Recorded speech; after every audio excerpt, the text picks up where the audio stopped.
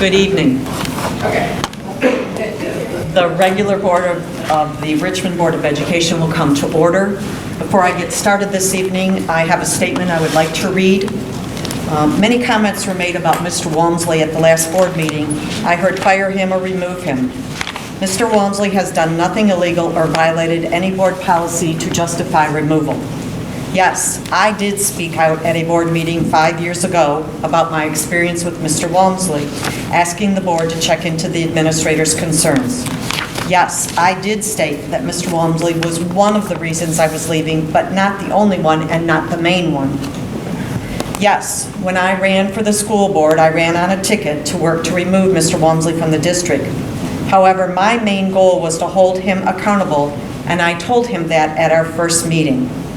Since I have held the office of president of the board, I have learned a lot. For one, there are two sides to every story. I don't believe everyone knows the whole story or the other side of many actions that have been taken by Mr. Walmsley. Second, communication. I asked the staff, when was the last time you had a conversation with Mr. Walmsley regarding a concern? I challenge you to stop listening to the rumors, such as Mr. Walmsley holds something over my head, which is why I'm supporting him. Not true. And whoever is spreading that within this district, I ask you to please stop. Seek out the truth. Go to the source and have a conversation. You would be amazed at what you might find out. I have had personal conversations with past and present administrators who have stated things are better since you are on the board. Last year, the board did a climate survey. Yes, we had some negative responses about the bond, COVID, subbing, staff collaboration, central office leadership, increase in pay, etc. But we also had many positive responses. I thoroughly enjoy working for RCS.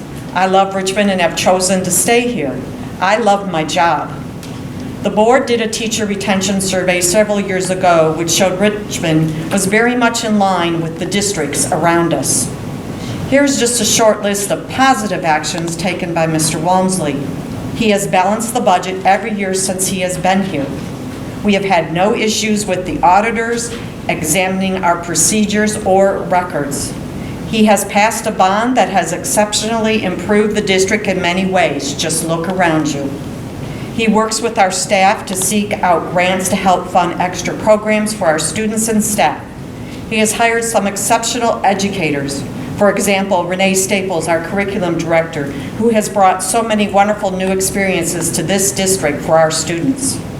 We have an excellent career technical education program that continues to grow under his leadership, with the most recent addition of Dick Hubars teaching our students auto tech. I believe that Mr. Walmsley has made some changes and continues to reflect upon his actions. Yes, he is human and will make mistakes just as we all do.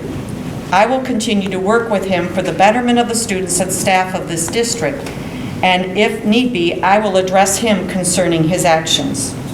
If any of our staff have concerns about Mr. Walmsley, they need to follow the chain of command reporting them. We do have a whistleblower policy number 4103, protecting them from any perceived retaliation. With this being said, if there are issues about Mr. Walmsley's performance, we as a board are responsible to follow the evaluation process, just as we would for any other individual in this district. This means privately and not publicly. The board has been trained in the evaluation tool, which is part of his contract. The board has also been notified that if they have any performance concerns, they must immediately speak to Mr. Walmsley so that he has time to address them. As a board, we will be following this process. I just want to thank you for listening, and are there any other members here who would like to make a comment? I wrote something and put something together. I didn't have a printer, but I put it together. So I wanted to take a moment to personally address the two main public comments that were brought up at the last meeting. To summarize what I heard, my perception from the community was that there's a large issue regarding the safety and comfort of all students in the district relating to the restrooms. Also, the community felt that Mr. Bartels was inappropriately asked to complete his work with the district sooner than expected, and that he was a well-respected staff member of Richmond for the last 24 years. I also heard others comment regarding how they or others, for those of you that spoke for someone else's voice, felt regarding various practices and the inability for them to approach administration regarding their concerns. After hearing all of the comments, I emailed Ms. Michon on Tuesday afternoon about noon and again on Wednesday at about 10:15 in the morning regarding both the bathroom issue as well as concerns regarding Mr. Walmsley, having both the bathroom issue as well as the concerns regarding Mr. Walmsley addressed through a scheduled special meeting so that we could sit with the 7 of us and discuss these 2 topics at length without interrupting a regular board meeting and giving it as much time as needed to talk through. About 3 o'clock on Wednesday, Ms. Michon responded to my email and indicated, "Thank you for sharing your suggestion. I'm waiting to hear back from one board member on their thoughts about this." So actively seeking out input, not just waiting for people to approach her. On Friday, 10/14, I received another email which stated, "I have spoke or heard from every board member regarding having a meeting with the board attorney. There are 4 who do not wish to meet and 3 that do. We will not be having a meeting with the board attorney at this time." I would like to voice that I have 2 concerns at this point. One, why are we not at the very least having a special meeting scheduled where we can discuss these large issues, whether it's open session, if you don't believe our attorney needs to attend, or a closed session for attorney-client privilege. All of these people have come to voice their concerns, and are we just going to essentially say, "Oh, we noted it, we'll look into it," and leave it at that and move on to something else at the next meeting? I feel like that's awful. Secondly, I believe there was a very fine line, probably crossed, with Ms. Michon regarding the Open Meetings Act. It was stated in the email to us that I have spoke or heard from every board member.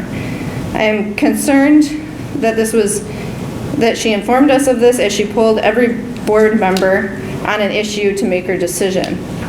To me, it seems like a violation of the Open Meetings Act, and any of us should not and cannot violate the act. The special meeting should be held so that every board member can publicly give their input in a legal way. I believe that Ms. Michon violated the Open Meetings Act, and I would like to go just on the record that I don't support this decision to not look into this further, either issue. In the end, we should have the special meeting so the community can hear the opinions, or we can meet with the attorney for client privilege to discuss the issues. That's all I got. Anyone else? Yeah, I guess I would like to first, everybody who spoke 2 weeks ago, I just wanted to say thank you for that. It was a very late night and a lot of thoughts going on, so I kind of did forget to say that. I just wanted to get right to other things I wanted to address about it, but I want everyone to know that I did educate myself on the questionnaire and the everything that they did a year ago with all of the teachers, and it did seem like there were a lot of things in terms of employee morale, definitely, and putting just lack of communication amongst everybody, and there was a lot of things that said administrative, but not specific. And to me, I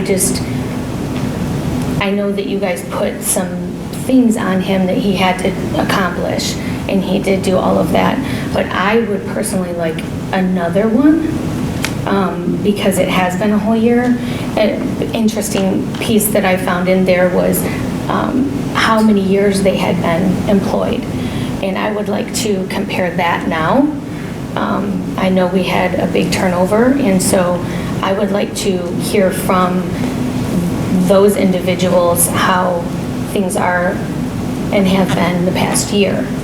So I would like to see us start there with another, something to compare apples to apples, to see, surely he did his things, but is he maintaining that through still?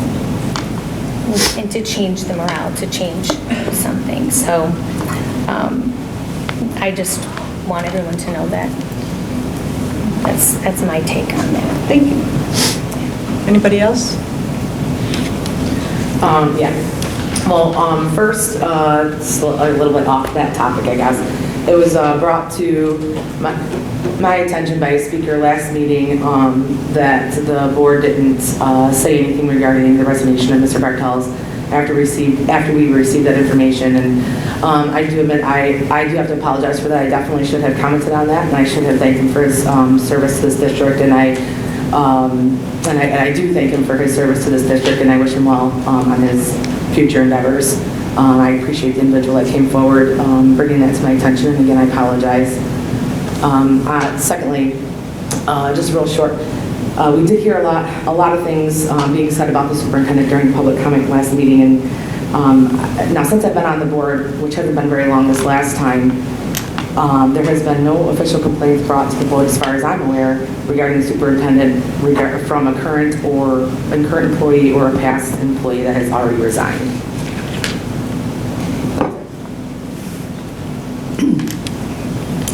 Anybody else on that side? Are you going to say something? Angela? I did want to make one comment regarding, we have, as a matter of fact, not necessarily as a board yet, but I'm anticipating, talking about having some kind of community forum regarding the issue of all students feeling safe and our bathroom areas. So that has been addressed, and you know that's coming up the pipe. So, yes, and then as far as, I feel very saddened by some of the comments we did hear and have been hearing about Superintendent Walmsley from staff.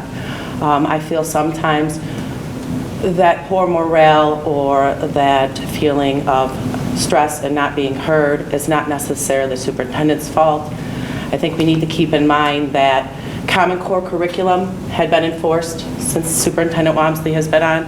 Standardized testing has been rigorously enforced and put upon teachers. Grading of schools is an option and has been the ABCD grade of schools. That is also something pressures for teachers and staff. The COVID work was a huge stress for staff. The bond work, which Superintendent Walmsley was directed by the community and the board to make that stress upon, unfortunately, all of us, but it's for the benefit. And also the technology change that has been going on over the last 10 years. That is a huge uphill battle that we have also had to face as a district. And I think some of the stress that is filled in the district are due to outside state and county restrictions, and we should all be thankful that Superintendent Walmsley has gotten us where we are today. Thank you. Okay, I'm going to speak to the statements that were made 2 weeks ago about Mr. Walmsley, about the complaint that was filed against him by administrators. That was brought up with the situation that happened with Mr. Bartels. And first and foremost, the situation with Mr. Bartels was unfortunate, but I agree with Mrs. Michon, there's two sides to the story, and I don't think that coming up and raking someone over the coals and just annihilating someone ever works for anybody, whether it's the whole district or certain employees. The investigation, the board conducted an outside investigation. The complaint against Mr. Walmsley was found to have no merit. But the board at the time felt that we needed to do something with our administrators and Mr. Walmsley to restore or do restorative practice, do something because something caused the complaint to happen. So we wanted them to be able to work together. At that time, as a board, we put some things into place that we wanted Mr. Walmsley to do and we wanted administrators to do. Kyle Simmons, who was on the board at the time, and I went and met with Mr. Bartels, who was the leadership of the administrators. Mr. Bartels said that the administrative staff did not want to meet with Mr. Walmsley and didn't want to do any restorative practices. He told us that we didn't want this to go this far, we only wanted to talk about our issues. Stated to me that the former school board president took it farther than she should have, and he told me that if I had been president at the time, it wouldn't have gone as far as it did. When in fact, the administrators were given a chance to do something on an informal basis or the formal basis that they went to. They chose to go formal. Mr. Bartels told Kyle Simmons and I that he had no issues with Brian Walmsley. They always talked whatever their problems were out. It was others in the administrative staff who had issues. So we came back to the board, and because administrators, the only employee the school board has is the superintendent. He's the only one we're responsible for. We could not make the administrators do something to get back together and work things out. Only Mr. Walmsley had to do that, and he did it. He got himself a mentor. He worked, and he worked very hard, and he continues to work hard to make himself a better administrator, if that's even the right term to say. So there were other administrators who came to Mr. Walmsley and told him they didn't want to do the complaint. They tried to, work with him, and so it's just, let's just be clear, one complaint was lodged by a group of administrators. There was no merit for that complaint, and we moved forward. Yet we come this many years later, statements are made by people. Some people that came were fired employees, disgruntled employees, talked about things that happened with Mr. Walmsley from years ago. The one about that Mr. Walmsley didn't say hi to an employee. That happened in 2017. And if we can't look and think that in 2017, if I did something to upset somebody, that I can't make it better 5 years later, God help all of us. We talked about, we named all these people that left because of Brian Walmsley. Some of those people, 1, 2, 3, 4, 5, 6, 7, 9 of those people were retired, and all 9 of them received a very, very good compensation package from the Board of Education to the tune of anywhere from $30,000 to $40,000 when they retired. 3 employees whose names were used, Carrie Blissett, Lance Whitney, and Pam Daly, reached out to me. One is Lance Whitney. Lance Whitney writes, "It has come to my attention that my name was recently used during a board meeting. First, I never gave anyone my permission to use my name during a board meeting or otherwise. Second, I was never unhappy during my employment at Richmond High School. I was laid off and then offered my position back. For financial reasons that I thought would be best for my family at the time, I chose to leave. It was for those reasons and those reasons only that I did not return to Richmond High School." Carrie Blissett left. She did not leave because of Brian Walmsley. Pam Daly, who works she was our pupil accounting person, she did not leave because of Brian Walmsley. She's even back helping Mr. Walmsley during count day. So if he was so horrible to work for, why would she come back and help him?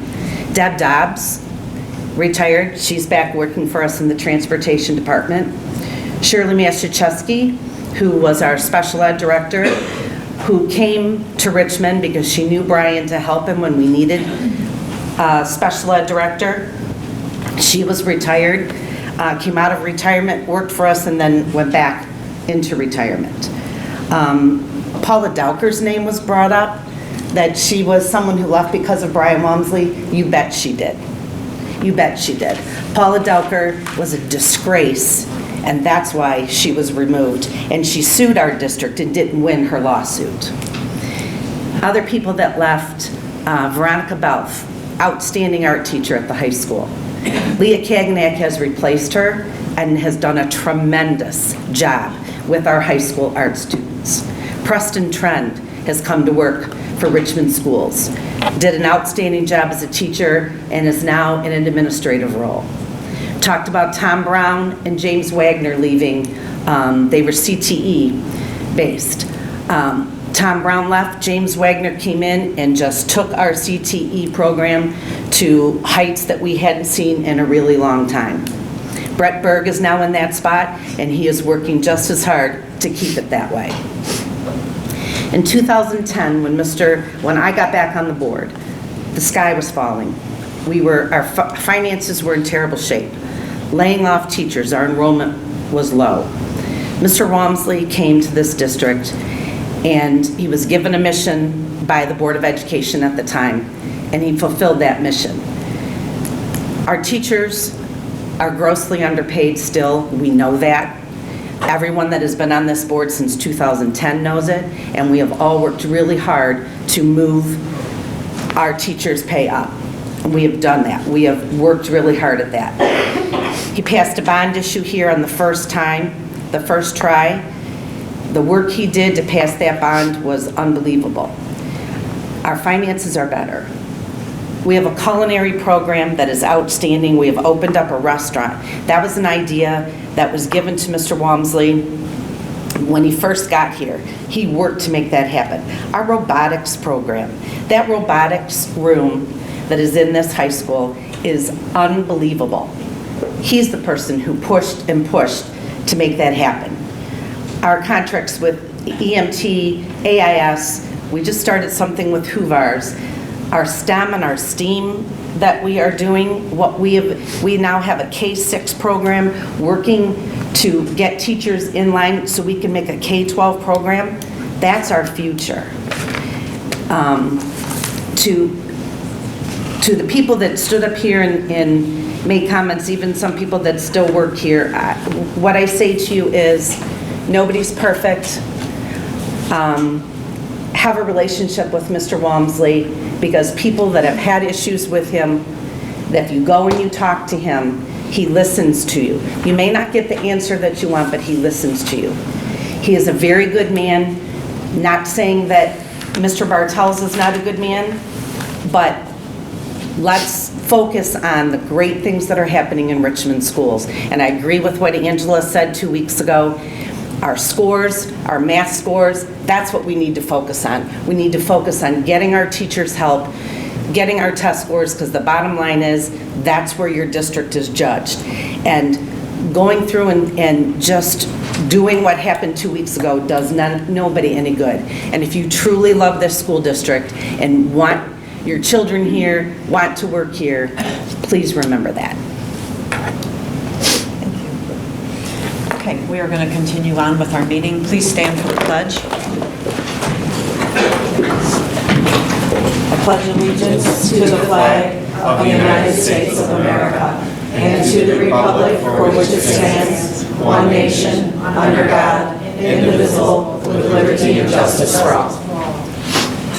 Angela, can you please read our mission statement? Yes. At Richmond Community Schools, we provide a quality education that empowers students to be successful in a global community. Thank you. Roll call. Deb? Here. Sherry is absent with notice. Danielle? Here. Candace? Here. Sandra? Here. Margaret? Here. And I am present. We have a quorum. Thank you. I'm looking for a motion to approve the agenda. So moved. Do I have support? Support. Any discussion? All those in favor? Aye. Opposed? Motion carries. I'm looking for a motion to approve the consent agenda. So moved. Second? Aye. Thank you. Any discussion? Mr. Walmsley? Is that second, Candace? Yes. Okay, on the personnel report, you know, we have 3 resignations. Colleen Kilpatrick was a recent custodian that was hired. She's left to go back to her former employer. We wish her the best. Doug Newcaster has resigned from the basketball coach position at the middle school. Heather Schlochtowitz, the the high school media center parapro, her last day was Friday. new hires. We have Jarrett Gill, is a Title I 31A paraprofessional. That is a new position this year, so we now have 4 of those positions. Karen Kuku is the 4th grade lead preschool teacher. You might recall Karen was an employee last year, left and came back. John Nader is the middle school basketball coach. Adriana Retman is a student advocate position. PM custodian, Brandon Shear. English teacher who began today, Courtney Smith. And then Melody Wims is a special education paraprofessional. And we have 2 appointments. Kathy Campo is our esports coach, who will be starting an esports league, as talked about previously. We're excited about that. That ties into her programming course that she's currently teaching at the high school. And then Autumn Walters has been appointed as the Title I teacher. Her position will not start officially as a Title I teacher until we have her replacement in the classroom. So just important. I apologize for the minutes. I thought I uploaded them. I didn't catch it. So there was a lot of minutes. So I want to thank Sherry, who took minutes last week for me, as well as my notes. So I think I captured all the minutes. And that's it. Anybody have any questions for Mr. Walmsley? Okay, all those in... I do. Oh, I'm sorry. I see we have an English teacher at the high school, and I know there were questions at the last meeting. Are you going to talk about them when you do your report, or here? Like, there was the math teacher and the science teacher Yep. that was supposed to start at the high school? Sure. The English teacher that's here is taking teachers that are teaching on their prep. They're pulling them, so they'll actually have now a prep period. Right. The science teacher is coming from another district that Dord previously hired several weeks ago. She officially starts on the 31st, next Monday. We had to wait for the other district to release the person. The math position, we have offered a position. We have not heard back from the person for the math position. And right now, we have Mr. Misko teaching math. That move Correct. was made, Mr. correct? We shifted Mr. Misko to math because he taught math last year. So we have a long-term in the PE. So as soon as we can get a math position or teacher, the goal will be put Mr. Misko back in the PE because that's trying to get them where they want to teach. It's our preference. And then replace it with the math. So But he is certified to teach math. he is a We're not certified putting math him- teacher. yes. He taught math last year. Okay. We are still looking for another science teacher. We have a teacher that is out on leave. So if we can find someone for science, our plan is to hire the person regardless of the person coming back for science. Okay. Thank you. Any other questions? Yeah, at the last personnel report, the last meeting, you indicated that we had hired a bus driver. We were waiting for licensing. I'm just wondering if his license, is he on the road? He is not licensed. This person Okay. is starting from scratch. Okay. So we are going through and providing the training for the person, and then he goes to the ISD to complete the training there, but it's literally starting from scratch to become the sort. And doesn't it take like 5 weeks? I was It gonna takes ask a very what's- long time. Okay. And then we're still looking to hire an additional bus driver, even besides this new one, correct? Yes. Okay. We Okay. actually would like to hire 2 more bus drivers. Okay. I actually have one question too as well. Do we have any feedback on how, in the meantime, there is an online program kind of being ran in the science programs, the science classes, while the one teacher is out on leave? Do we have any feedback on how that is going or working with students? I have not talked to Mrs. Zabel regarding, I know she scheduled them, and we started it last week. Okay. But I will follow up with that. Great, thank you. Okay, all those in favor? Aye. Opposed? Motion carries. Okay, the next thing on our agenda is our presentation for Title IX on the basis of sex. We have our district attorney, Jen Starlin, is going to give us a presentation this evening.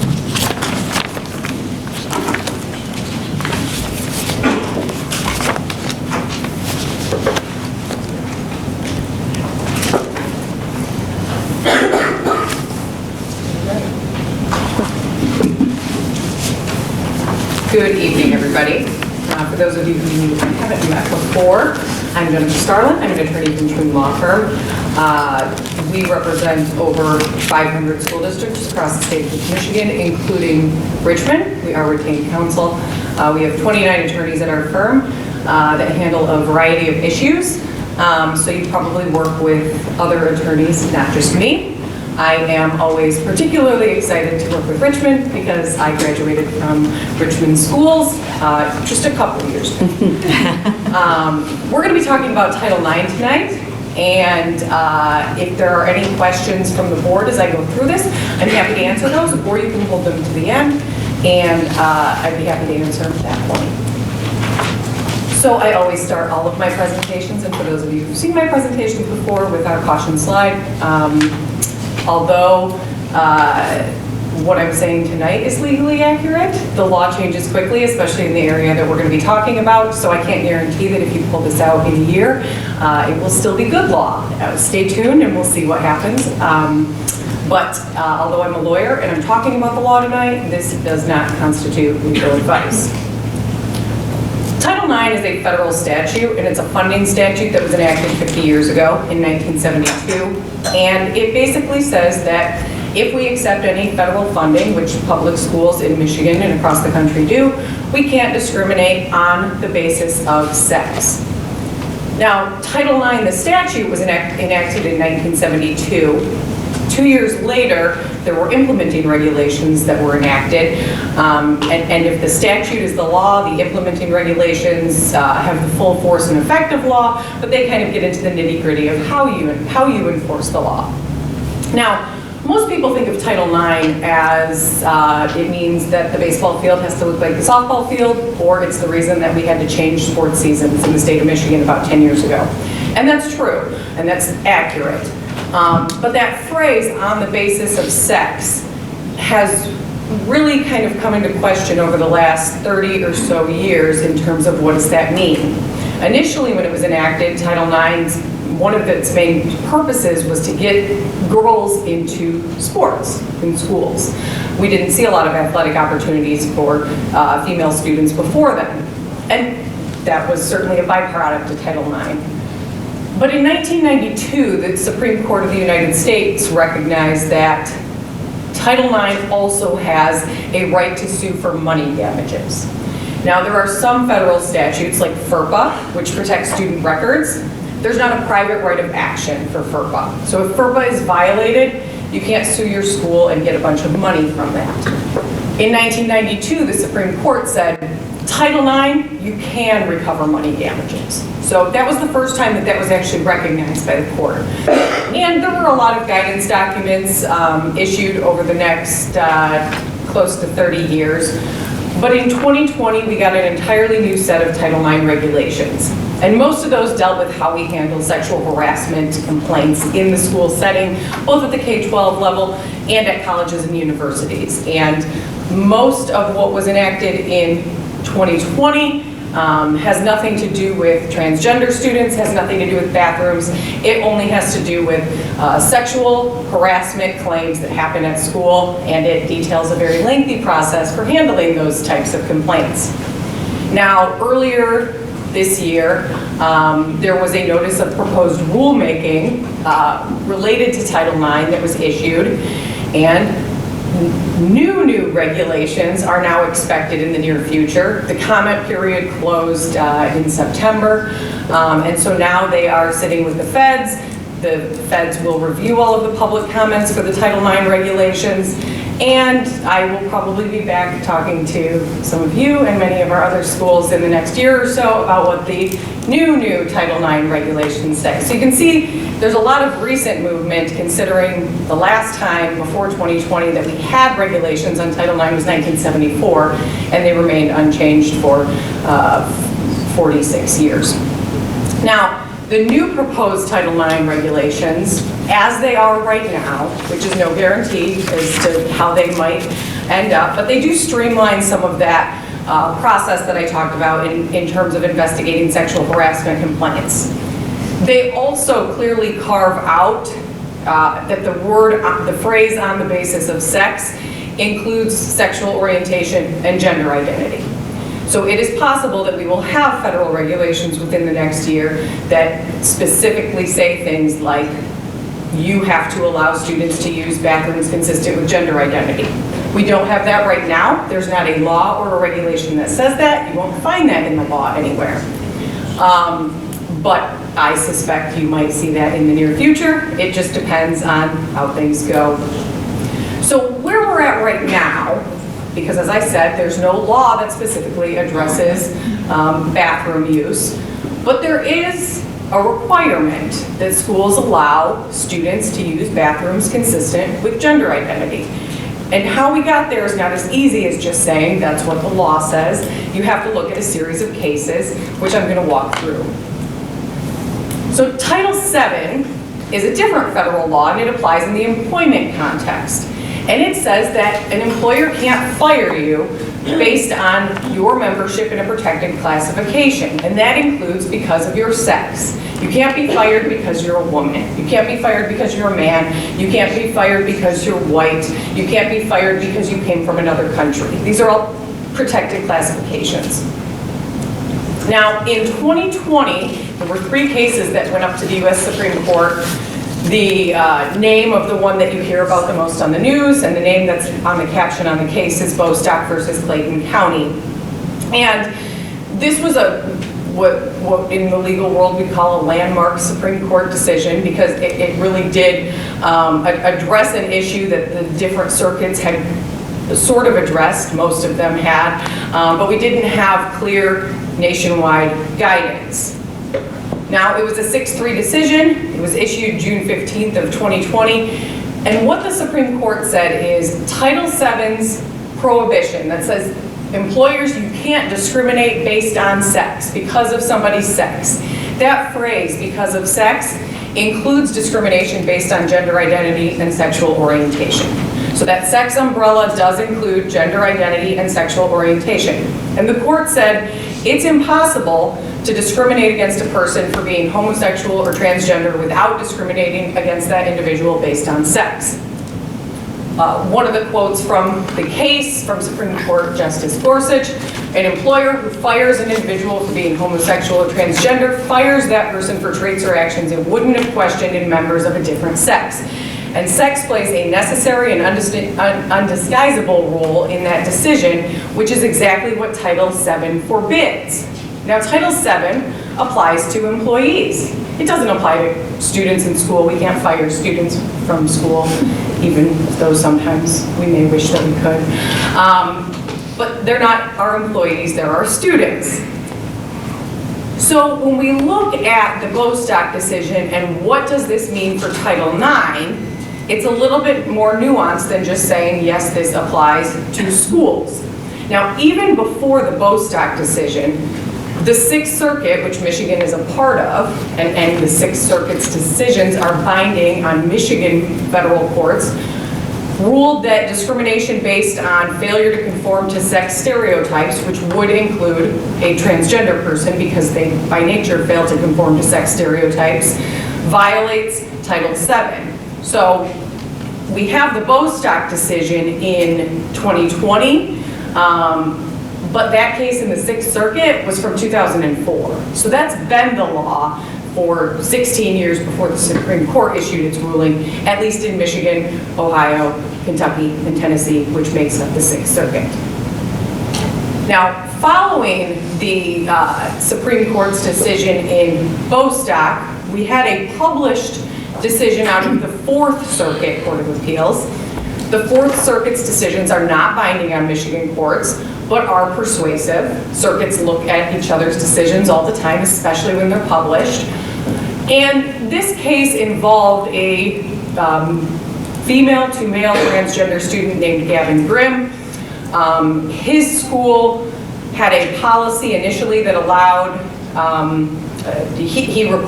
don't know that they had a policy, he requested to be able to use the boys' bathroom. He identified as a male. The school granted that request. After several weeks, the school received several parent complaints. They walked it back. They said, you can't use this, you can only use the nurse's bathroom. They did eventually build a separate bathroom for him, but it was far away from his hallway where his classes were. And the school passed a policy that said you have to use facilities consistent with your biological sex on your birth certificate. And he sued and alleged that this violated the Equal Protection Clause of the Constitution and Title IX. And this bounced around the courts for several years, actually, when this decision was issued. Gavin was out of high school, but they still issued the decision. And the court said that both the Equal Protection Clause and Title IX protect transgender students from school policies that require bathroom use consistent with sex at birth. In other words, if a school were to adopt a policy like that, it would violate the students' rights. They looked at, and what you'll see as a common theme as we go through some of these cases is if the student, the transgender student who's being subjected to the policy demonstrates emotional harm or trauma or some sort of distress, that's where a court will look and say there could be also money damages associated with this, and that there is certainly harm. It's not a no harm, no foul type of policy. You just use a different bathroom. And that's frequently the case, and that is something that Gavin Grimm also noted in his case, and did ultimately prevail, although he was out of school by that point in time. Now, if we take a little trip kind of backwards to 2016, Dodds versus the U.S. Department of Education is a published Sixth Circuit case. And in this case, we had a male to female transgender student who was 11 years old, and there was a question about whether she could use the bathroom. There was a series of complaints filed, including in court and with the Office for Civil Rights. The Office for Civil Rights ordered the district to allow this student to use facilities consistent with her gender identity, and the school sought to basically not have that rule apply. They wanted an injunction saying that you don't have to do that. And one of the factors that a court will look at when somebody's requesting an injunction, and one of the important factors, is the likelihood of success on the merits. So a court's going to look at, okay, an injunction we may grant right now before this whole case plays out, but only if we think you might ultimately win school district. And the Sixth Circuit said in a published decision that they were not convinced at all that the school had shown that they were likely to succeed on the merits. And the court went on to say that under settled law in this circuit, which Michigan is part of, sex stereotyping based on a person's gender nonconforming behavior is impermissible discrimination. So in a case like that, you don't often get to the merits because the parties end up resolving it out of court, but we do have that decision on the injunction piece. Now, I often get the question when I'm talking about Title IX and bathrooms, facilities, other issues surrounding students, what about the rights of the other students? Because there have been cases that come up where it's not the transgender student who's suing the school, it's other students who are concerned about privacy in the bathroom. This is a case, this is out of the Northern District of Illinois, just outside of Chicago, so it's not binding on a Michigan court. A Michigan court wouldn't have to follow it, but again, it could be persuasive. And here there was a group of parents and students who challenged the school's bathroom policy. The bathroom policy allowed students to use facilities consistent with gender identity. There were 4 female students who alleged that they experienced embarrassment, humiliation, fear, anxiety, and stress because they had to share a bathroom with somebody who is a biological male. And they sought an injunction again, asking the court to say, you know, you can't enforce this policy, and we're going to go through the full litigation. This is all pre-Bostock, but back in 2016, the judge in this case noted that the trend around the country was a more expansive understanding of the word sex under Title IX, and that it would be inclusive of gender identity. And again, the court said, I can't say with confidence that the plaintiffs have a likelihood of success on the merits of their claim, that the Department of Education's interpretation of Title IX is not in accordance with law or entitled to deference. The court went on to say that these individual plaintiffs, even though they have alleged that they've had some sort of anxiety and humiliation and fear with using the bathroom. The court didn't believe that they had established any type of constitutional privacy or Title IX claim simply because a transgender student was permitted to use restrooms consistent with that student's gender identity. And the court went on to say that high school students don't have a constitutional right not to share restrooms or locker rooms with transgender students whose sex assigned at birth is different for theirs. And the court noted here, and I think it's really important, and one thing that I tell all my schools is that nobody is required to share facilities with anybody else, because schools often, and I know that you all have, make a separate facility available for people who are uncomfortable. So if they're uncomfortable in the bathroom or locker room, there are other options that have privacy. That could be a single-use facility, it could be a stall within a locker room, but we're not forcing anybody to unclothe in front of anybody that they're not comfortable with. The court went on to say that having a student who is not transgender share a restroom or locker room with a transgender student does not meet the standard of so severe, pervasive, and objectively offensive, which is the standard under Title IX for hostile environment, that would ultimately succeed on the merits. So that was a case from 2016. We had another similar case in 2020. This is a published Ninth Circuit case, so again, it is not binding in Michigan, but it is persuasive on Michigan courts. And in this case, the court, again, we had parents, a group of parents challenging the school's bathroom policy, and the court said there's not a, we're not seeing any infringement on 14th Amendment privacy rights, parental rights, First Amendment free exercise rights, and it doesn't create actionable sex-based harassment under Title IX. Now, we did get a couple of memos that came out, and I've tried to stick to the law, but bear with me for a minute and I'll get to why these are important.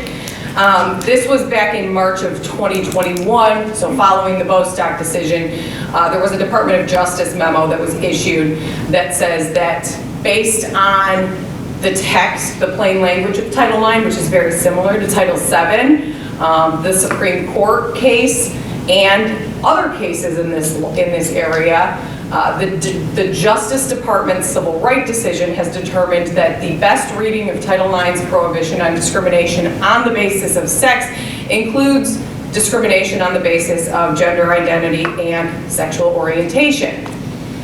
Similarly, the Office for Civil Rights issued a notice of interpretation in June of 2021 and said that relying on Bostock, OCR will enforce Title IX's prohibition on discrimination on the basis of sex to include discrimination based on sexual orientation and gender identity. Now, some of this was challenged in other states, and this guidance is stayed, which means it can't be enforced in 20 states at this time while they settle some things throughout the court process. Michigan is not one of those states, which means this guidance is still enforceable in Michigan.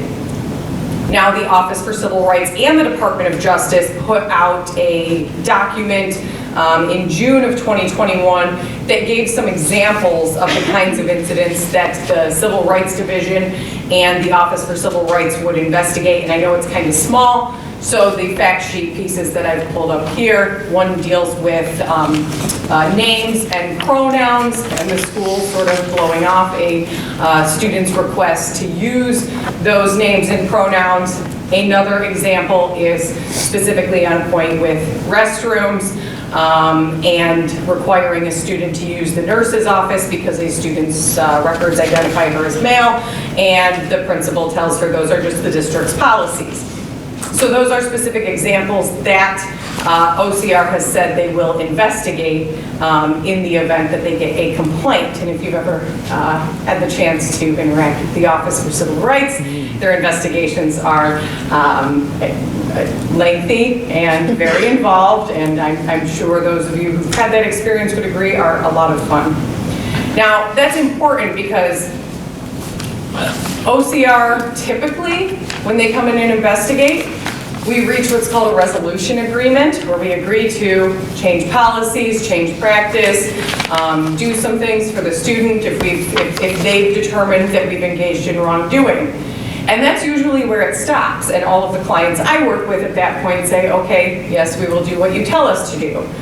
But if you don't, there is authority. This comes from the Justice Department's Title IX legal manual. And if we don't follow Title IX in the way that OCR and the Department of Justice has told us that we need to, then they can take away our federal funding. Now again, I don't see that happen ever because schools usually then comply when they get an order from OCR and say this is what you have to do. But as you can see up there, there is statutory authority for the Department of Justice and the Office for Civil Rights to move ahead and revoke your federal funding. So with that, I don't know if there are specific questions or if there's anything that you guys wanted me to address that I didn't specifically address in that presentation. Are you able to read our policy and kind of I have read your policy. I was actually one of the authors of that policy, so I'm pretty familiar with it. Your policy does track what the law says, and I'm not just saying that because I helped write it. But what I've told schools is whether you have a policy like Richmond has or not, your legal obligations remain the same. I think that your policy is good because it puts everybody on notice of what the school's practice is. A lot of schools don't have a policy on transgender students. It doesn't mean that they're not bound by those same rules. It just means that maybe they aren't necessarily as transparent as you guys are in terms of how you will handle that. Now, I know your policy speaks to working with families individually and talking to them about their needs. And I think that's the most important piece here because I don't want any school to ever assume that somebody wants to use a particular restroom or wants to go by a particular name. It's incumbent on the school to really work with the family and the student to figure out what do you need, what's going to make you comfortable, and then develop a plan. So when a school, when somebody approaches a school and says, I'm a transgender student, I'd like to use different pronouns, I'd like to use a different name, I'd like to use a different bathroom, sit down with somebody who has the requisite experience, maybe a counselor, could be a principal who has experience in that area, and develop a plan for, okay, who can we alert to this? Because if somebody sees you going into the other restroom, they might stop you and say you're not allowed in there if they're not in the know as to why that person's using a different restroom. So having those conversations with the student, I think, is critical about, we would like to be able to tell your teachers, otherwise they're probably going to call you by the name that's on your attendance roster, or they might not know. And kind of sorting out all of the kinks in that process to figure out what makes sense. And to confirm with that, we do not, as of right now, our policy does not state a form of punishment or backlash, if you will, if another student were to call somebody a different pronoun. We don't have that in our policy right now, correct? You mean like intentionally calling a student a different pronoun as a way of making fun of them? Right. That would go under your action that would come against them that's not actually declared. Yeah. So that wouldn't be in your transgender student policy, that's in your anti-harassment and anti-discrimination policy. So you have Title IX, and then you have a separate anti-harassment policy. I don't remember the number, 5202 maybe? And those would address that type of behavior because that's not, it's the equivalent of name calling, and we don't address that from any student, or we don't allow that from any student. But it's intentional. The word that's important there is intentional. And if it's not. If it's not. Each situation is addressed individually. Correct. But if it's not intentional, then there's not we then don't go to the harassment policy. Yeah, there's no discipline, if I'm understanding you. If someone accidentally calls a student this name when they should be this name, or a teacher who didn't know, or reference, or a staff member, there's no discipline.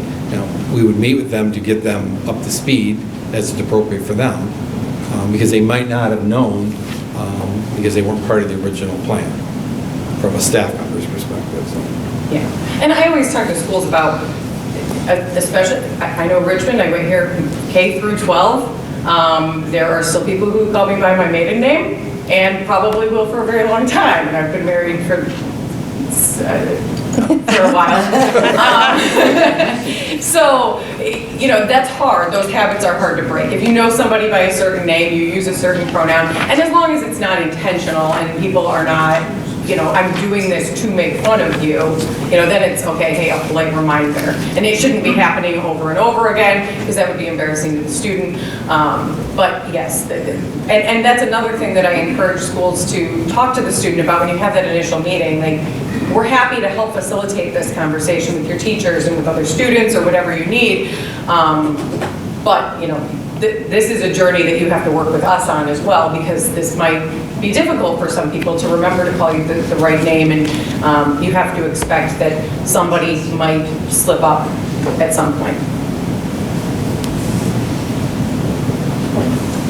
Does anybody else on the board have any questions?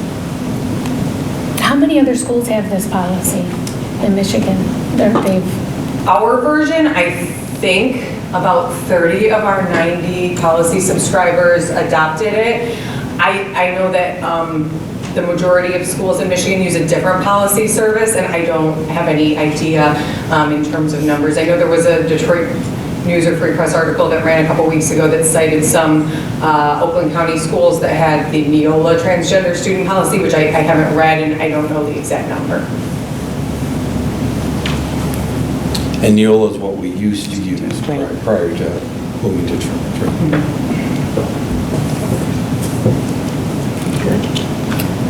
Yes. Do you know about their other sex education policy? A lot of those other schools, do they have a separate one? For sex ed? Like a real one, or do they use what we use, which is the abstinence policy? So I don't have any idea. State law says you either have to teach communicable disease instruction or communicable disease instruction and sex ed, and I don't have any data on the numbers as to how many schools choose what, one versus the other.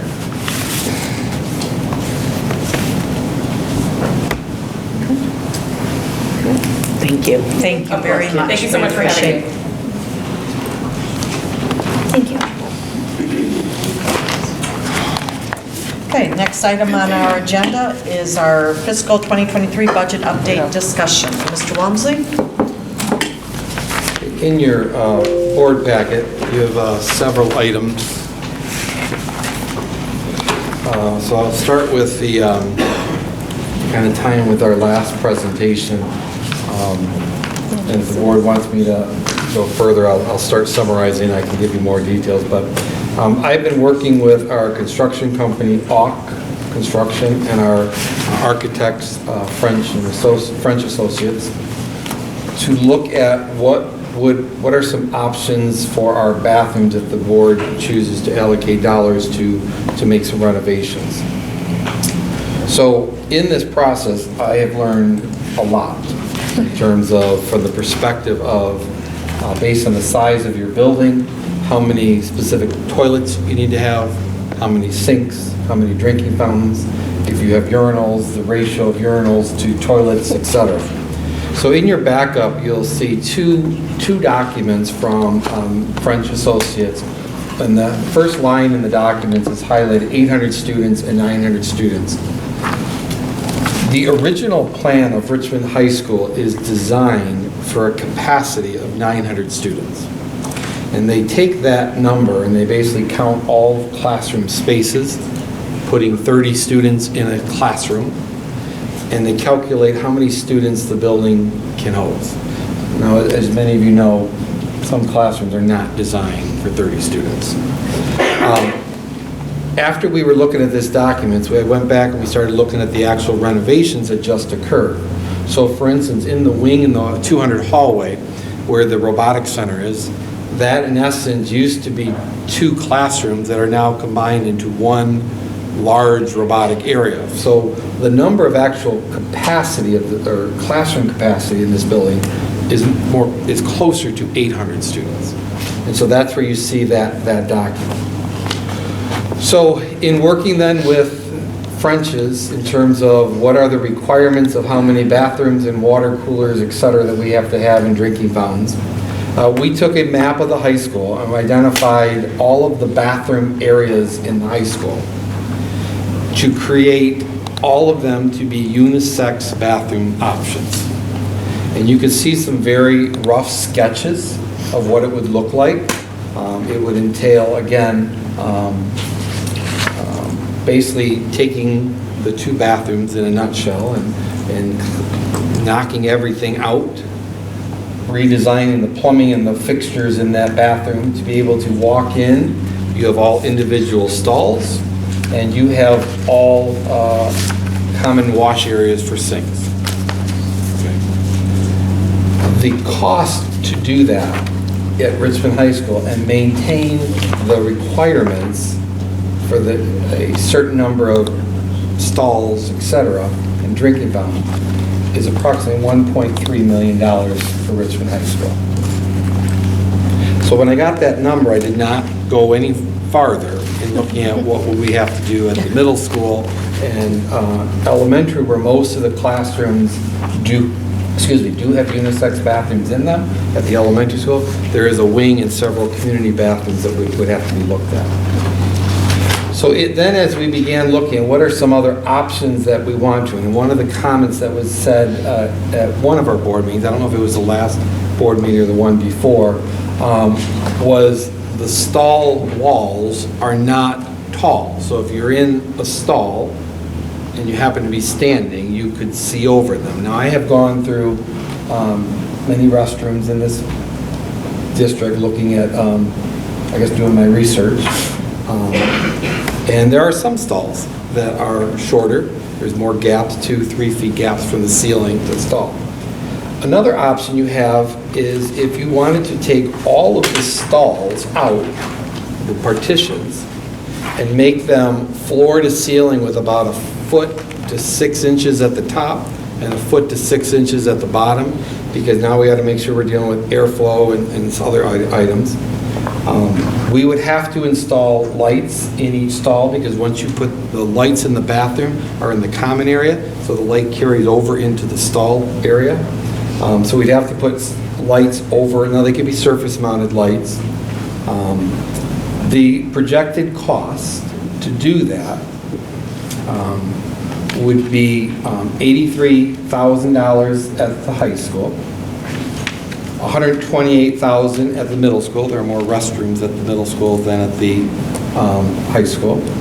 And Lee Elementary School would be $68,000. So keep in mind that that's new stalls.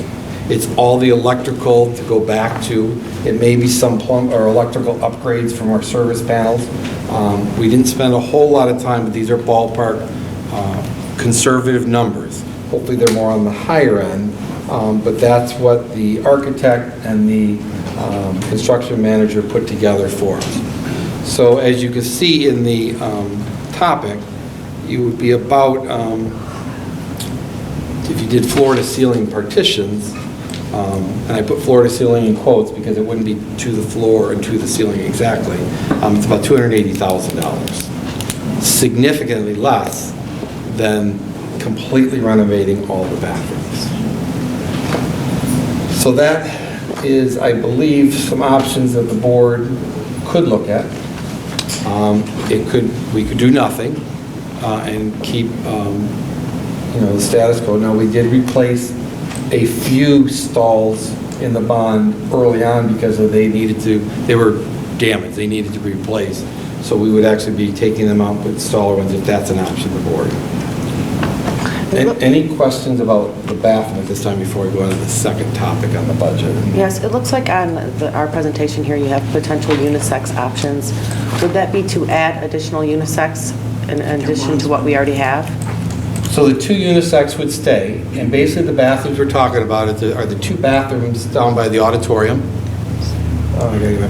Right out here in this corner across from the high school office, 4 corners, and the bathrooms by the gym. So basically you have 2 doors, you walk in, you have a series of sinks all together, and individual stalls around it, so they're all a unisex. So when you're going in to do your business, you have a private. And is that what this is That- here? I guess if you can see. That's what the yellow design on your Oh, drawing. that's just telling me, Would be okay. what, a rendering of what it would look like in that space. The majority of the cost is you're digging into the cement, redoing piping, and plumbing is not cheap. Fixtures are not cheap. This would not be, if the board gave me direction to go ahead, this would be something we'd have to bid. This, Sure. at the earliest we would start would be next summer, at the absolute earliest. Is it assuming- possible to get any research, I guess, just on adding maybe an additional couple unisex bathrooms in each building, rather than a whole overhaul? We did have that conversation. If for the high school, the easiest, least expensive, though I don't have a number for you, would be to take where the old boys' basketball locker room was, because the plumbing is already there. Right now, it's designed to be a team room or a meeting room, like a conference room. Okay. Currently, it's housed for, we have excess supplies such as ceiling tile, paint, carpet tiles, flooring from the bond. So that would be the area if we wanted to add additional unisex bathroom that we would look at doing, because it's the easiest to renovate, because the plumbing is already in that general vicinity. Okay. So how many unisex bathrooms are you talking about? Do you, or don't you know? I did not have them draw it out, because when he did the design, and by lowering the building count to 800, originally on the 900, we would have had to add another bathroom, and that was the area we were talking about. Okay. Is that by lowering the building count to actually look at actual classrooms that would be used for instruction to 800, that would then allow us not to have to, we can do it with the existing bathrooms and still have enough toilet fixtures, water stalls, etc., drinking fountains that are required. You wouldn't have to break new ground anymore. You wouldn't have to. You could just. But use if you the wanted to opt out, add a bathroom, I mean, if you're looking at this, and I'm just going to do a rough math, these are 4 bathrooms. If I divide the total just by 1.2 million, divided by 4, you're talking 300,000, roughly a restroom area. It's probably at most that, but it would be more likely less, because we're not putting the magnitude in there. And again, that's just logically going backwards, solving the problem. So are we essentially taking out the current drinking fountains in order to accomplish some of this? Is that why it's all back in there? We already have them. The Why drinking would they- fountains in the halls, we are not. But you have to, in the code, you're looking at drinking fountains, toilets, sinks, it's all part of, to make sure we have enough.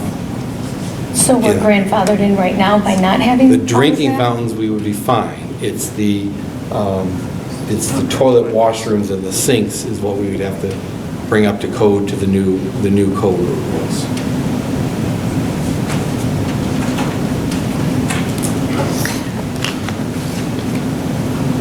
So minus the drinking fountains. I mean, how much were the 13 and 12? Well, none of the drawings, if you look in, none of the drawings have drinking fountains in the renovated restroom. So the drinking fountains would not be touched. Because they don't matter. Correct, but I just reference it because when we're looking at this, we have to if we're, making these renovations, we got to make sure all those comply with the rules that govern renovations for schools and bathrooms. Just for clarification, though, we are currently in compliance with regulations, right? At our Yes, 800? With what we have. yes, because we haven't done renovations. It's kind of like when you have Once you open it up, a yeah. building and you renovate it, you have to bring it up to code. Because we haven't touched that area, we are in compliance with the code of when it was there. Any of the new buildings that we've added on, like the additions at Lee, the additions on the high school, those are all fall into compliance with the codes that we need to. Okay. Well, can we get numbers and information Adding on unisex? that? Yeah, I guess. I think so, Yeah. in that area. In that Just one. one or two, maybe, if we could fit in there, and then that way, if there was any issue Well, with it there just- not being enough It gives us another place for our Absolutely. students for to go. others, yeah. Right. Yep. What about a shower room, a locker room? The locker rooms, that we are looking at that separate from this, from actually putting up stalls in the locker rooms. I shouldn't say separate from that, because right now in the high school, there are 8 shower heads. We don't need 8 shower heads in the locker rooms at the high school. So if you went every other one, you could actually put 2 stalls, walls, and a curtain between them to give a privacy for those that want to use the showers. We don't have very many students using showers during the day after gym class. So it would be an individual person, like going into a restroom. Nobody would be able to come in there and... That would be the way it would be designed, it's putting a wall. So we are looking at that. Dan Jerome from French's was looking at the code. Some of those water spigots are shut off because sometimes kids will turn them on, leave it running and go. So we turn them off, and not everyone is used at the moment. But it's similar to what we did at the middle school. Now, in the middle school, we took out, I don't know the official term, but it was the pole showers that 6 to 8 people stand around a pole. We took those out and created 6 individual shower stalls with a curtain that closes, so you had a private area if you chose to shower. And after the last board meeting, before this one, when I did my walkthrough, it doesn't look like the middle school showers are often used by middle school students after gym class.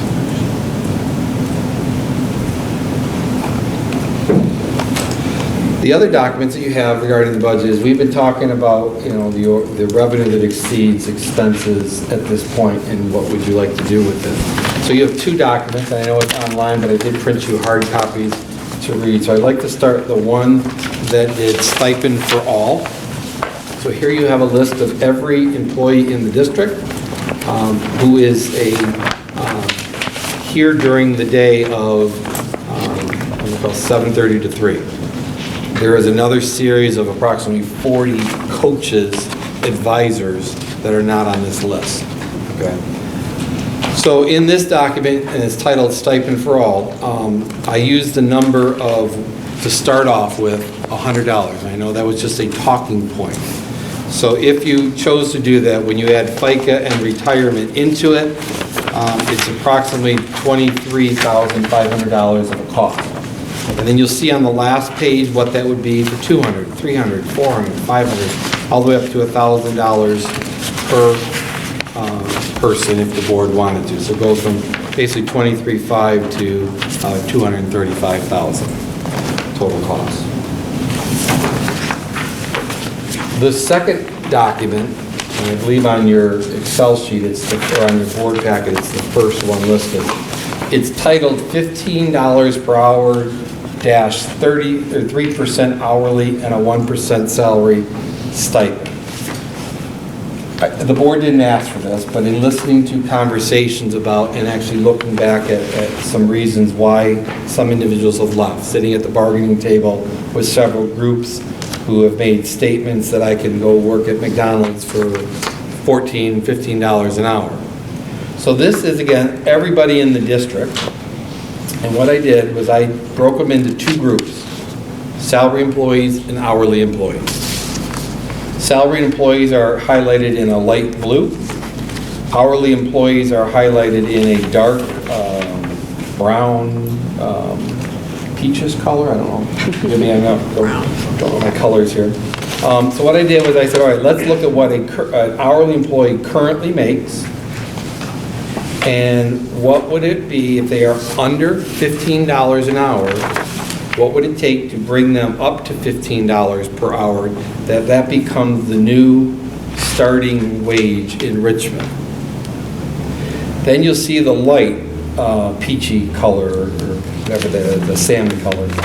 Those are individuals who are hourly employees, but they're currently making more than $15 an hour.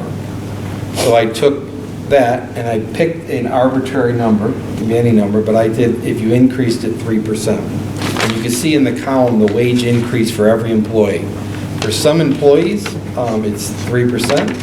For some employees, it's as high as if you brought them up to $15 an hour, could be a 11.58% raise, it could be a 20% for bringing everybody up. But that number, if the board wanted to go down that road, that's a structural expense. So once you put it in, that becomes the expense going forward. When you add FICA and retirement to it, the ballpark is at the $71,400 structural cost that we would add. If you wanted to bring everybody up to $15 an hour, and those that are at 15, and hourly employees at 15 or more, a 3% increase, that's what it would be. So that would become a new structural cost going forward. What was that amount, did you say? It's $71,400. Now, some of these are, we have some employees like, like transportation. I put an average bus run. So it may list 4 hours, but their run is 3.6 hours for a morning and afternoon. So it's not exactly that number, but it's a ballpark when I compared their current pay to what they would be if we raised it. On that same document, on the right-hand side, you will see if you wanted to give a 1% to salary, this would be considered what we talked about last time as an off-schedule payment. One time, it's not structural, it's this year's expense, and doesn't go away unless you put it again, or doesn't come back unless you put it back in the budget for next year. An average 1% for all salaried employees. You can see the first column is the actual 1%, and the column to the far right, it averages to be $640 per employee on an average. Taking everybody who's a salaried employee, what their base salary is, take 1%, divide it by the number of those employees, it's about $640 average. That total, again on the last page, to do a 1% for anybody on a salary would be about $78,500. So when you add the two numbers together, you're talking $149,000, $150,000. And only the $71,000 is a structural expense going forward. Now, I know the board did not talk about this, and we have not, but in looking at it, if we're trying to at least be competitive, I at least think the board should consider it. I'm not saying to do it, because it's a significant amount of dollars, but at least it gets rid of the argument that I can go to McDonald's, and I hate to use McDonald's, but I just happened to see the sign as I drove into the board meeting tonight, for $14, $15 an hour. Now, all of these groups, if this is the direction the board wants to go, I would have to sit down with each bargaining group, and we would, if that's your starting point, I'd have to agree, because many of them have future contracts. So for instance, they may have next year a 3% increase, which still doesn't get them to $15 an hour. I'm making some assumptions that if they have that in their contract for next year, they're going to want that 3% on top of the 15 raised down. I'm just making, I made that assumption. I don't know if that would be the assumption, but I would assume it would be.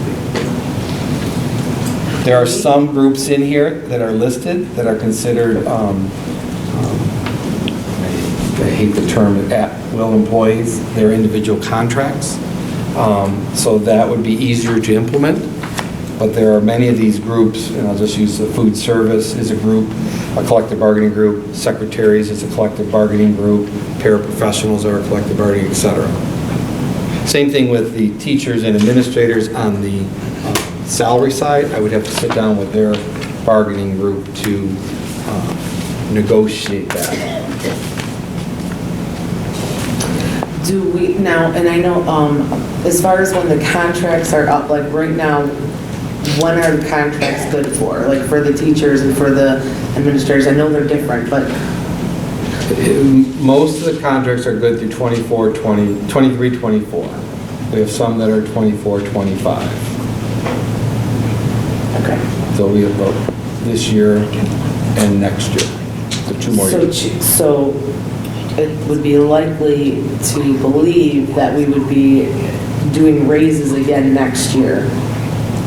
In every contract that is settled, there is a raise built into the Right. contract for Right. next year and following. So if we're just changing the starting point of where they're at now and those raises continue, then we have to recalculate what that cost comes Correct. when we do the budget in the spring. And for instance, Okay, so for instance, in the paraprofessional contract, 4 of the positions are grant funded. So regardless of what's agreed, we only can support those positions if the grant dollars are there. If it drops down because the grant dollars are not, unless we choose to make them funded through general fund. So, I guess what I'm saying is like, so if we decided to go with something like this, like getting everybody up to $15 an hour, you know, and going forward with that, then we would be dealing with contracts again in 2023 for an additional raise. And so now, when you. No. No. At least to the end of 2020, 23, 24. Yes. At That's the what I'm end of saying. that school year. Correct. Some contracts, yes, we would be up negotiating. So then, and some of these individuals, you know, I mean, let's just say we have somebody with $13 an hour, okay? So then we get them up to $15 an hour now, then at the end of that year, 23, 24, their contract says they get a 3% raise, so it's 3% of that $15. Correct. So if you brought them up $15, you're absolutely right. At the end of this school year, so July 1 of '23, if they get 3% in their contract, it would be 3% on top of the 15. If they're a bargaining unit that's through 24, 25, and it says, Right. they'll get another 3% on top of that. Right. And that's really the whole point of talking about doing this, that if we're going to do it that way, we have to be able to sustain it. We I was already just know gonna we have say. those contracts set. Right. And that raises in there, so that's, So that increases our structural amount. It's not just, what did we say, 70,000? well, it is, but it will be Well, each 70,000 year. 70,000 this year. Plus. It's 70,000. Next year, and so on and so forth, though, every year. Correct. Yeah. It's an additional every year, I guess, yeah. In my opinion, I think this is a great idea. I would love to see this happen if we can afford it. Some of our support staff, such as parapro, they're so undervalued in education, and we need them tremendously. $15 an hour is still not enough. So I'd be fine if we got them all there, and if they got their 3% next year or the following year, I think that would still be great, so, if we can make it. Yeah, and I But I- agree with yeah. that, but I think you still have to keep thinking that Long-term. what you're Over doing time. long-term. I agree with that, and if, it's like the commitment that we talked about a few years ago, if money came, we would increase salaries, and we did it. And so here, to me, this is the same conversation, that if this is what we want to continue to still do, this is the first step to doing it with knowing what's coming. So just to give you the perspective, this gives the board, if you want to go down this road, structural expenses and non-structural expenses. Correct. Correct. It's still under the additional revenue that we have Correct. over expenses. Things long-term to keep in mind is there are some expenses that are going away that were budgeted in this budget, marquees, some things that were going away Right. that will help Offset. offset any increases in contract to stay within the budget. This will also probably help with, like, the keeping staff. Yes. The first group that we did was the one we were most desperate as an organization was childcare.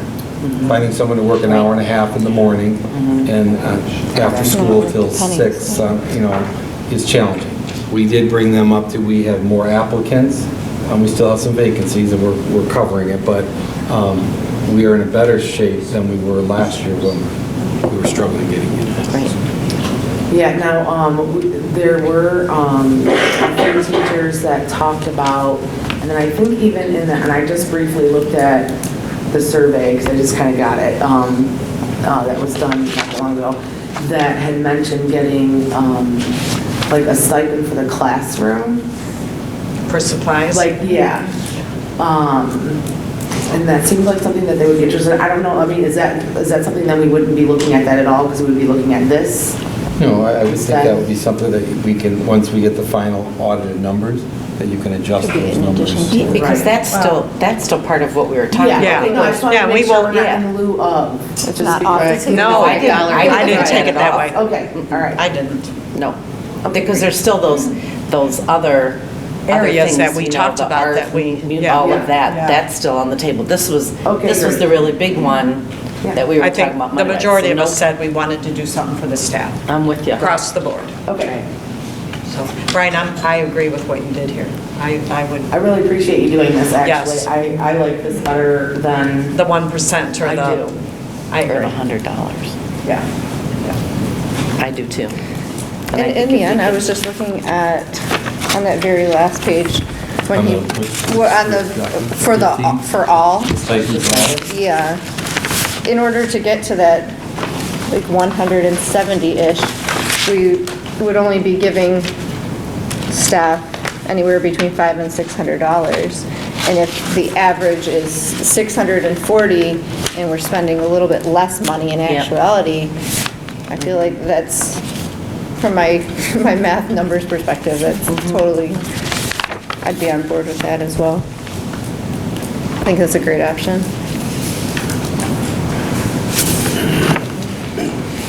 So I guess the question is, do you want, how do you want to, do you want me to implement this? Do you want me to, I guess I would need direction from the board. What, do you want to sleep on it and put a resolution on the next board meeting? Do you want to? Well, do we, go ahead. Do we need to do a resolution? Yeah, that's what I was wondering. Because if you do. I have always been fine with the board here having a conversation. And giving with everyone, direction. Giving me direction, because this isn't an overnight process. You know, I'm going to reach out to each of the bargaining units and so forth. And we probably would try to pick a date that everything's going to start on that day from a payroll perspective to make Angela's. Then I don't Yeah. have any problem with saying that, get this ball rolling. Yeah, I don't either. I'm good. This would be a priority for me. I agree. Me as well. I'm good. It's the 15, And then- that's the document, the 15 and the 1% stipend. Yes, Correct. yes. Correct. The only other question I have is on the 1% stipend. Do you want to do the average so that everybody on the salary gets the same amount? Or do you want to do it at 1% on the base salary? And you can see the numbers, they vary, but if you average them, it's about $640 per person. I'm okay with the 1% on the base salary. too. I think there's a reason why there always is a scale. Me too. I'm good. That's three, good, Candy? Yeah, I am. Danielle and So this is an addition to, this is a one-time payment, so we would pick a date, a payroll date. In some contracts, they have a off-schedule payment that's currently scheduled in their several contracts on a specific day. okay? Now, so this isn't so this isn't just for classrooms, so this is every employee. Anybody Like listed who's here. a salaried employee. Okay. The majority of them are your teachers, anybody in the light blue. She's looking at the other, it's the Yeah. second largest. I got it. There. The average, if, Yeah. this is what people would get. Right. But the average, if we take them all up, is 640. Right. They're saying, should we give everybody 640, or should these people get this and these people get that? Gotcha. I think there's benefits for both ways. One of the benefits for those, which the majority of the group is teachers. For those at the top who don't often get Correct. Yeah, a something, staff or this something. helps them and compensates them for them being at the top. Yes. I agree with that. So Yeah, I think we're it should be good. on base pay. 1% base pay Yeah. Yep. and the 15. So Brian, once you have your figures set and we know where our final numbers are, you can then come back to us and say, okay, this is what we have left. Yes. And then we This is need to what have this that costs. discussion of where do we want to spend that piece. Absolutely. Okay, cool. Thank you. Thank you. Any other questions for Mr. Walmsley? No. Okay, item number 8 on our agenda is our bond update. I don't have anything to report tonight. Okay. Our next section is public comments.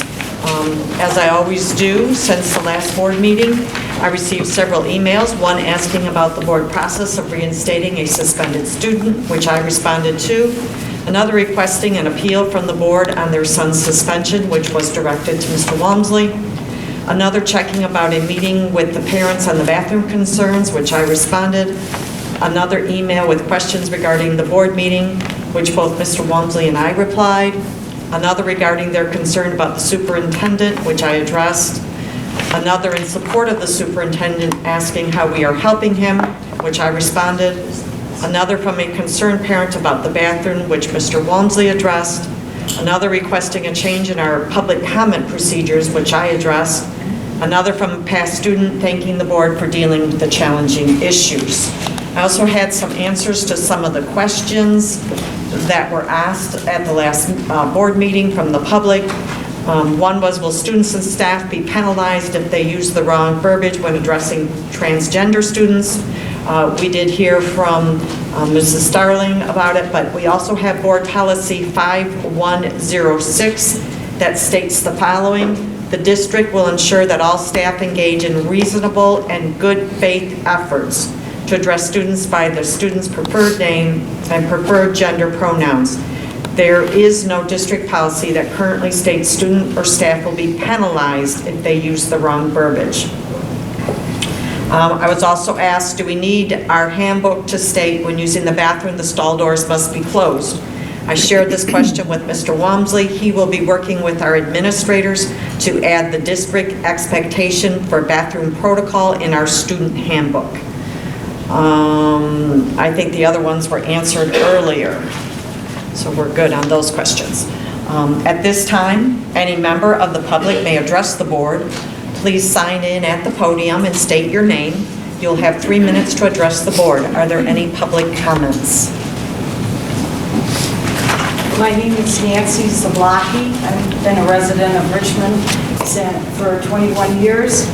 I was listening to the YouTube of your meeting from the last board meeting, and someone who was for the transgender using the boys using the girls' bathroom, whatever, said there's never been an incident anywhere that has anything happened. Well, I have family down in Loudoun County, Virginia. A transgender boy wearing a skirt went into the girls' bathroom, raped and sodomized a 9th grader. My niece attends that school. She was a 9th grader also at the time. The parents were never notified that any incident happened. My nephew is the father of my grandniece that attends the school. They heard nothing. The school board and the superintendent transferred the student to another school. He proceeded to rape and sodomize 2 more students. Took me a while to find the articles because Google doesn't seem to want it to be people aware of this. I did find this on DuckDuckGo. I know it happened because I've got family members there. I made a copy for the board. The high school name is Stonebridge High School, Ashburn, Loudoun County, Virginia. Now, when the father of the student that was raped and sodomized came to a school board meeting, the school board did not like him speaking up about the incident. They called the police. He was removed bodily from the meeting, and Attorney General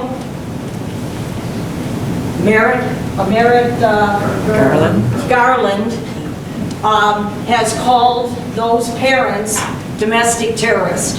If you want to look that all up, it all happened. I have family there. I know it happened, and it's a tragedy. Everybody thinks nothing is going to happen, but it has already. I know it happened. And woe to people that think this is all right to put the boys in the girls' bathrooms or whatever is wrong. Let them have their separate individual ones if you want to go, that's fine. But to have to spend all this money on changing all these bathrooms when there can be designated ones, it's not fair that there's 2% transgender students in the schools, 98% are not. 98, let's cut them in half. 50% are girls. They shouldn't have to hold their urine or anything else until they get home because they're afraid to use the bathrooms.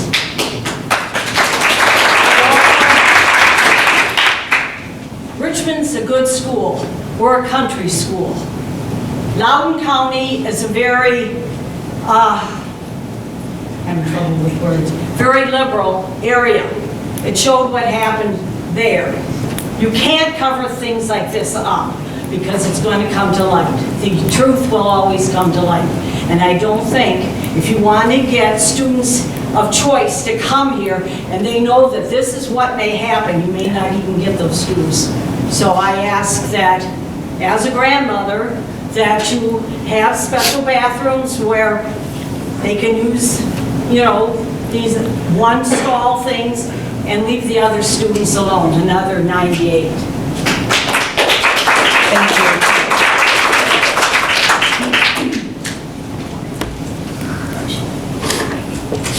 Good evening. My name is Benjamin. I've been in Macomb County my whole life.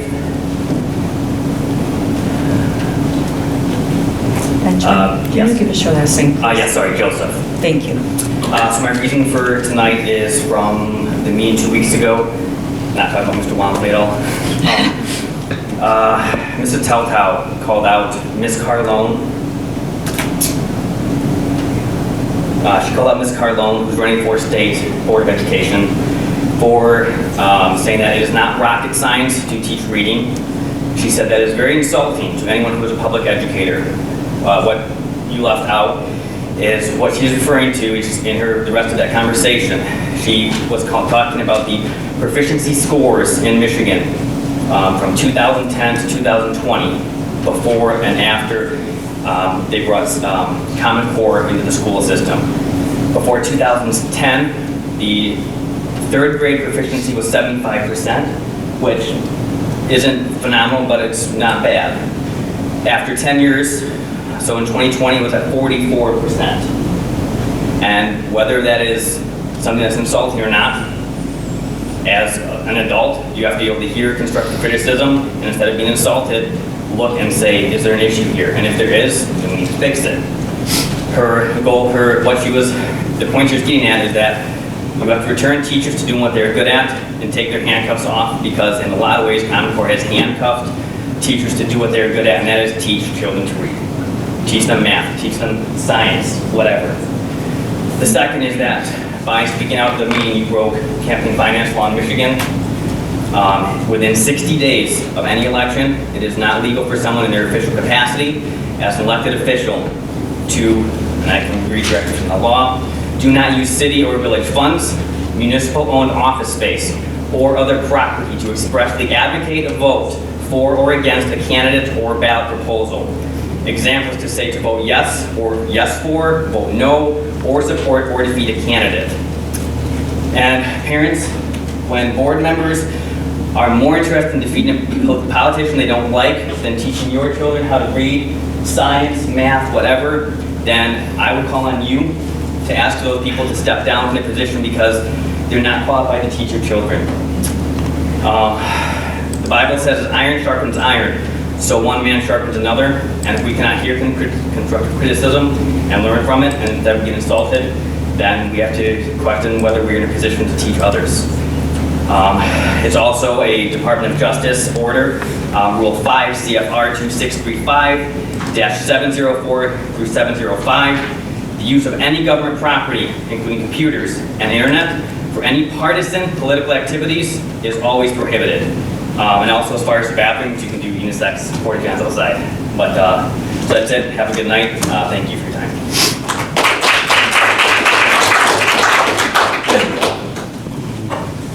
Benjamin Joseph stole some of my thunder, but that's okay. My name is Kelly O'Donnell. Let me write my name.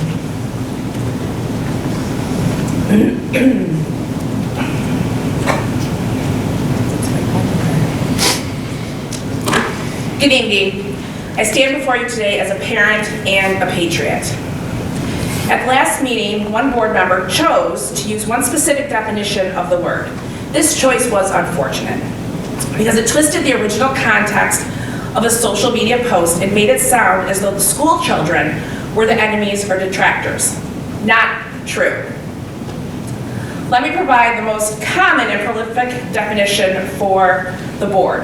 A patriot is a person who loves, supports, and defends his or her country.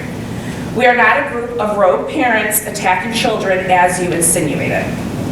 Also, I am concerned that there was a violation of campaign finance law. At the last board meeting, a board member used her position on the board to outright oppose another candidate. You need to, this is the quote, you need to pay attention when you're voting for the Michigan Board of Education. Not all of them are public school proponents.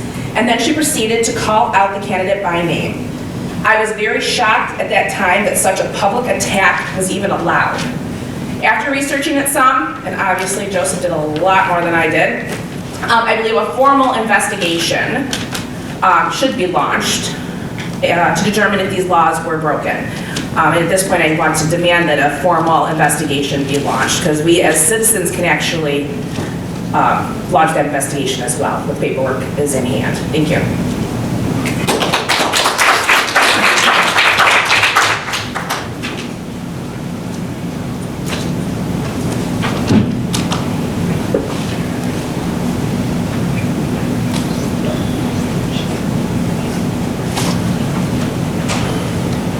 My name is Jason Burrs. Would you let a child manage your finances?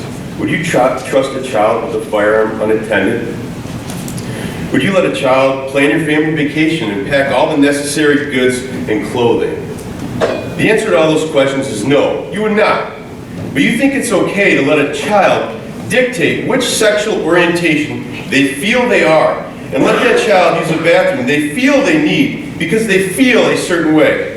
You may notice I said feel 3 times.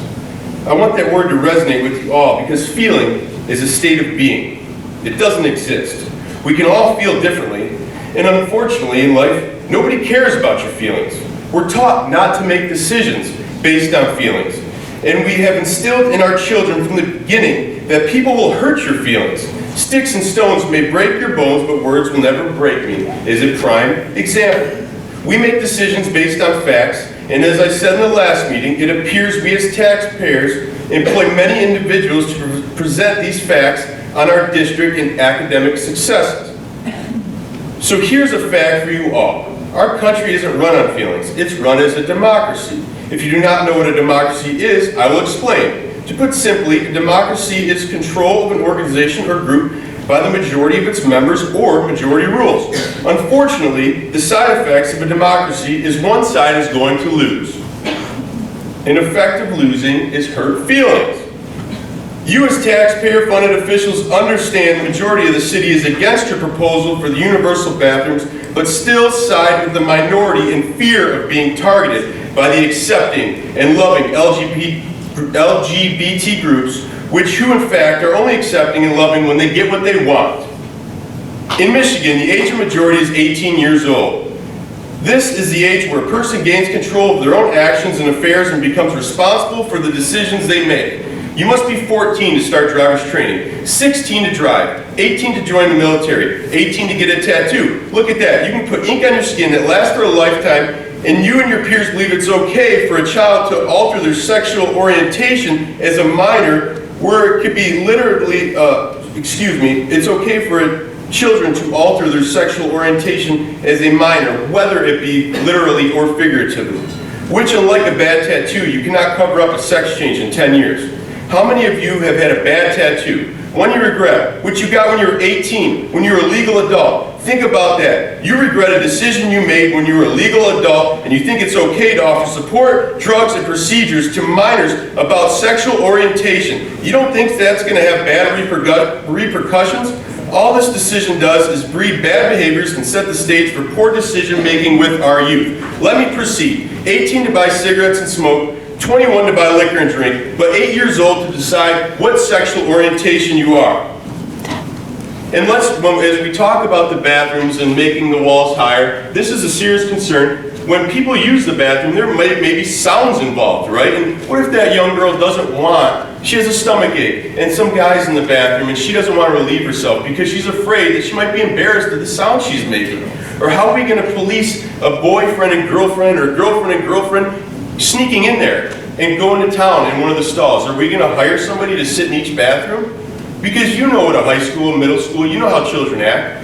They'll take advantage of that. I was just in this bathroom and there was a big penis drawn on the wall and everybody thought it was hilarious. That's the mentality of these kids. They're going to take advantage of it. So we need to keep that in mind. Thank you.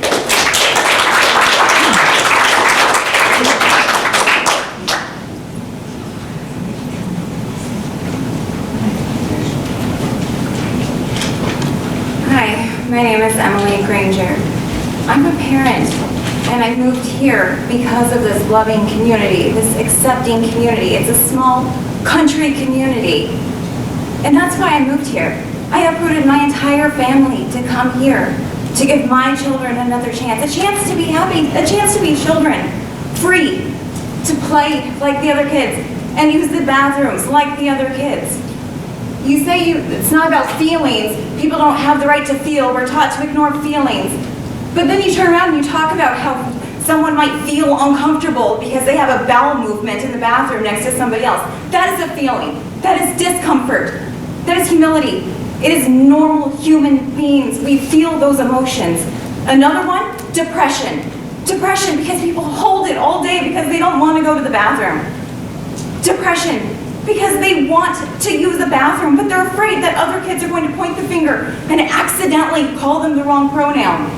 We say accidentally, but it's on purpose sometimes, and we let it go because our kids don't want to make a scene. But they do want to use the bathroom, but they don't.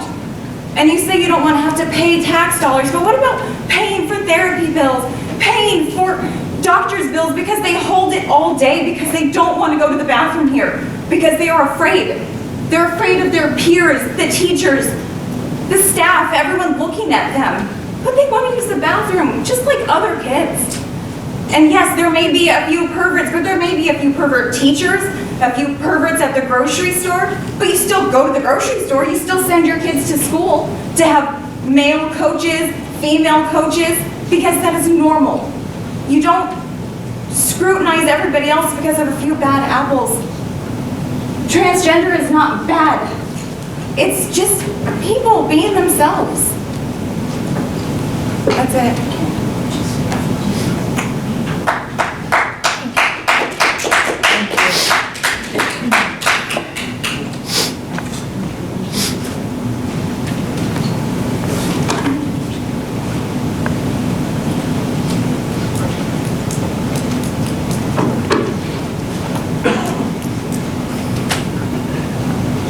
Hi, good evening. My name is Caitlin Wesley.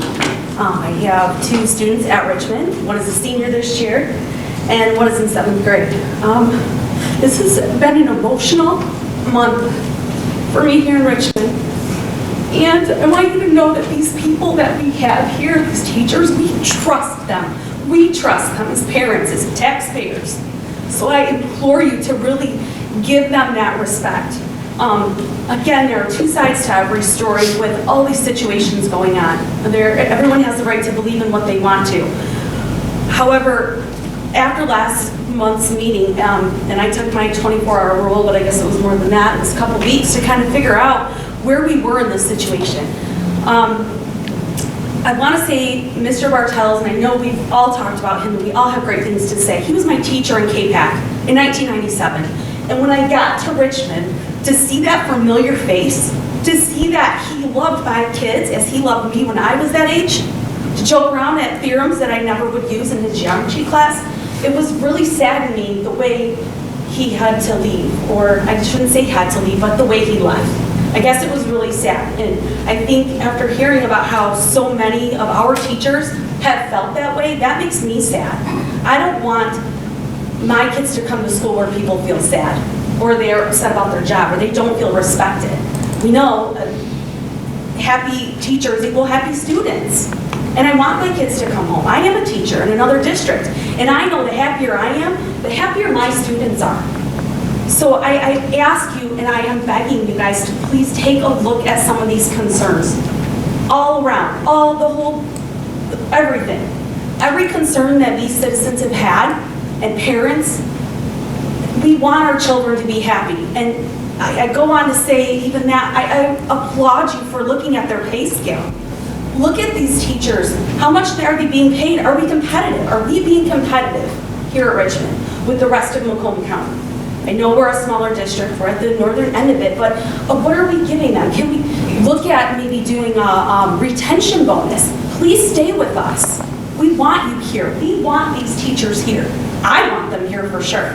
I am gone all day, and these are the people that I trust every day, all day.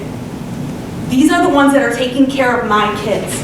Yes, we know that you guys are making decisions, but these are the ones who are, helping them when they look sad. Are you okay? These are the people I want. So I ask you, and I'm very happy to see you guys are looking at some sort of something to give back to them, the ones who are with us. I also wanted you to take a look at mental health.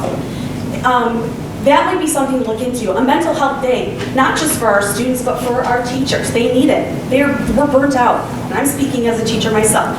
We get burnt out. You all get burnt out at every job that all of us have.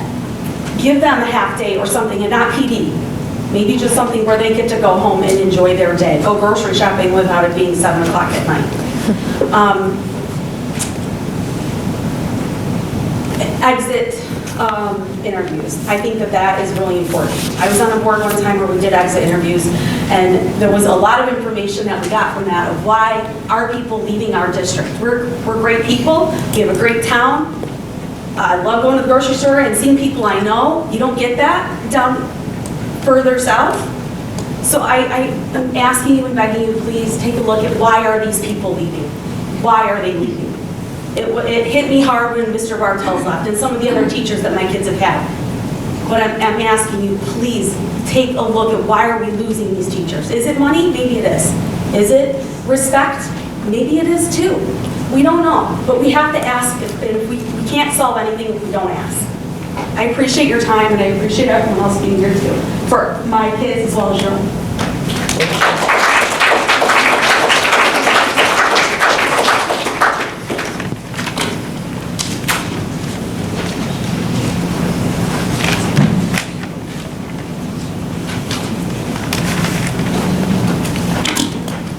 Evening, everybody. Happy Monday. I was going to wait and kind of go last because I don't need to get up early tomorrow.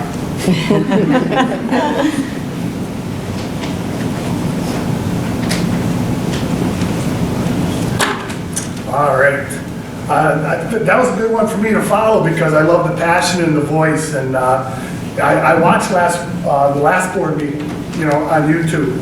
And obviously saw a lot of passion from community members who obviously care about their schools and care about the people who work here and care about what's best for their kids. And that's great to hear because I'll tell you, there's been times over the years where we as teachers have kind of felt that there's been a little bit too much empathy maybe in the community. And we've been like, geez, why don't more people speak up? Why don't more people express themselves? So it was good to hear that. And it's one of the reasons I came in today.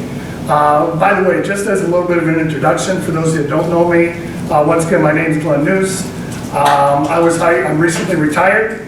I was hired here in 1990 after teaching 4 years somewhere else, so I was 36 years as a teacher and a coach most of those years.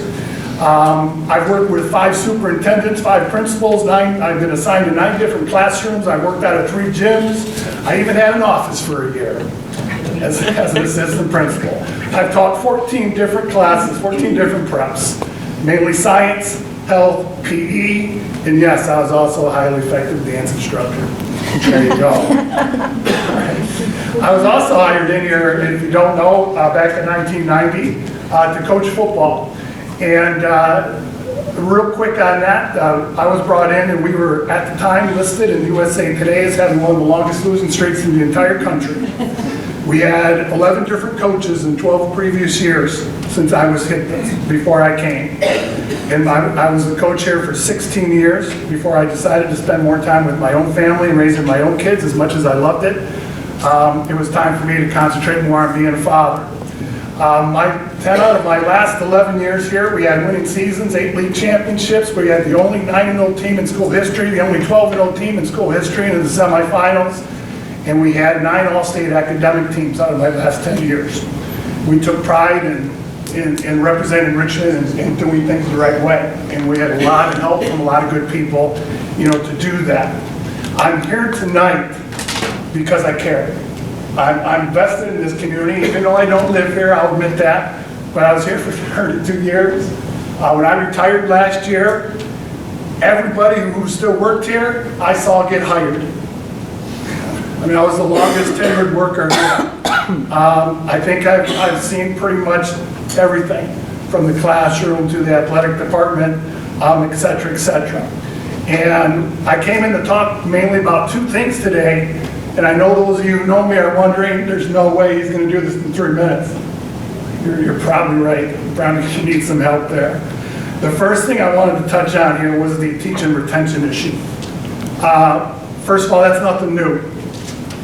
When I came here in 1990, and I talked to people who I knew and trusted in the field, they told me, don't go there. Don't do it. There's something wrong with that community. It's different. They're having all kinds of issues. Well, I was never one to back down to a challenge, so here I came. That fall, the teachers were on strike. That was a rough year that I came into. I crossed the picket line. I was the only one to do it. I was just hired in. I wasn't hired in to go on strike. And for years, I was pretty much ostracized by a lot of my colleagues for doing that. But like I always taught my kids, my students, my athletes, do what you believe in, stand up for yourself, do what's right, it doesn't matter what's popular. And so that's what I did.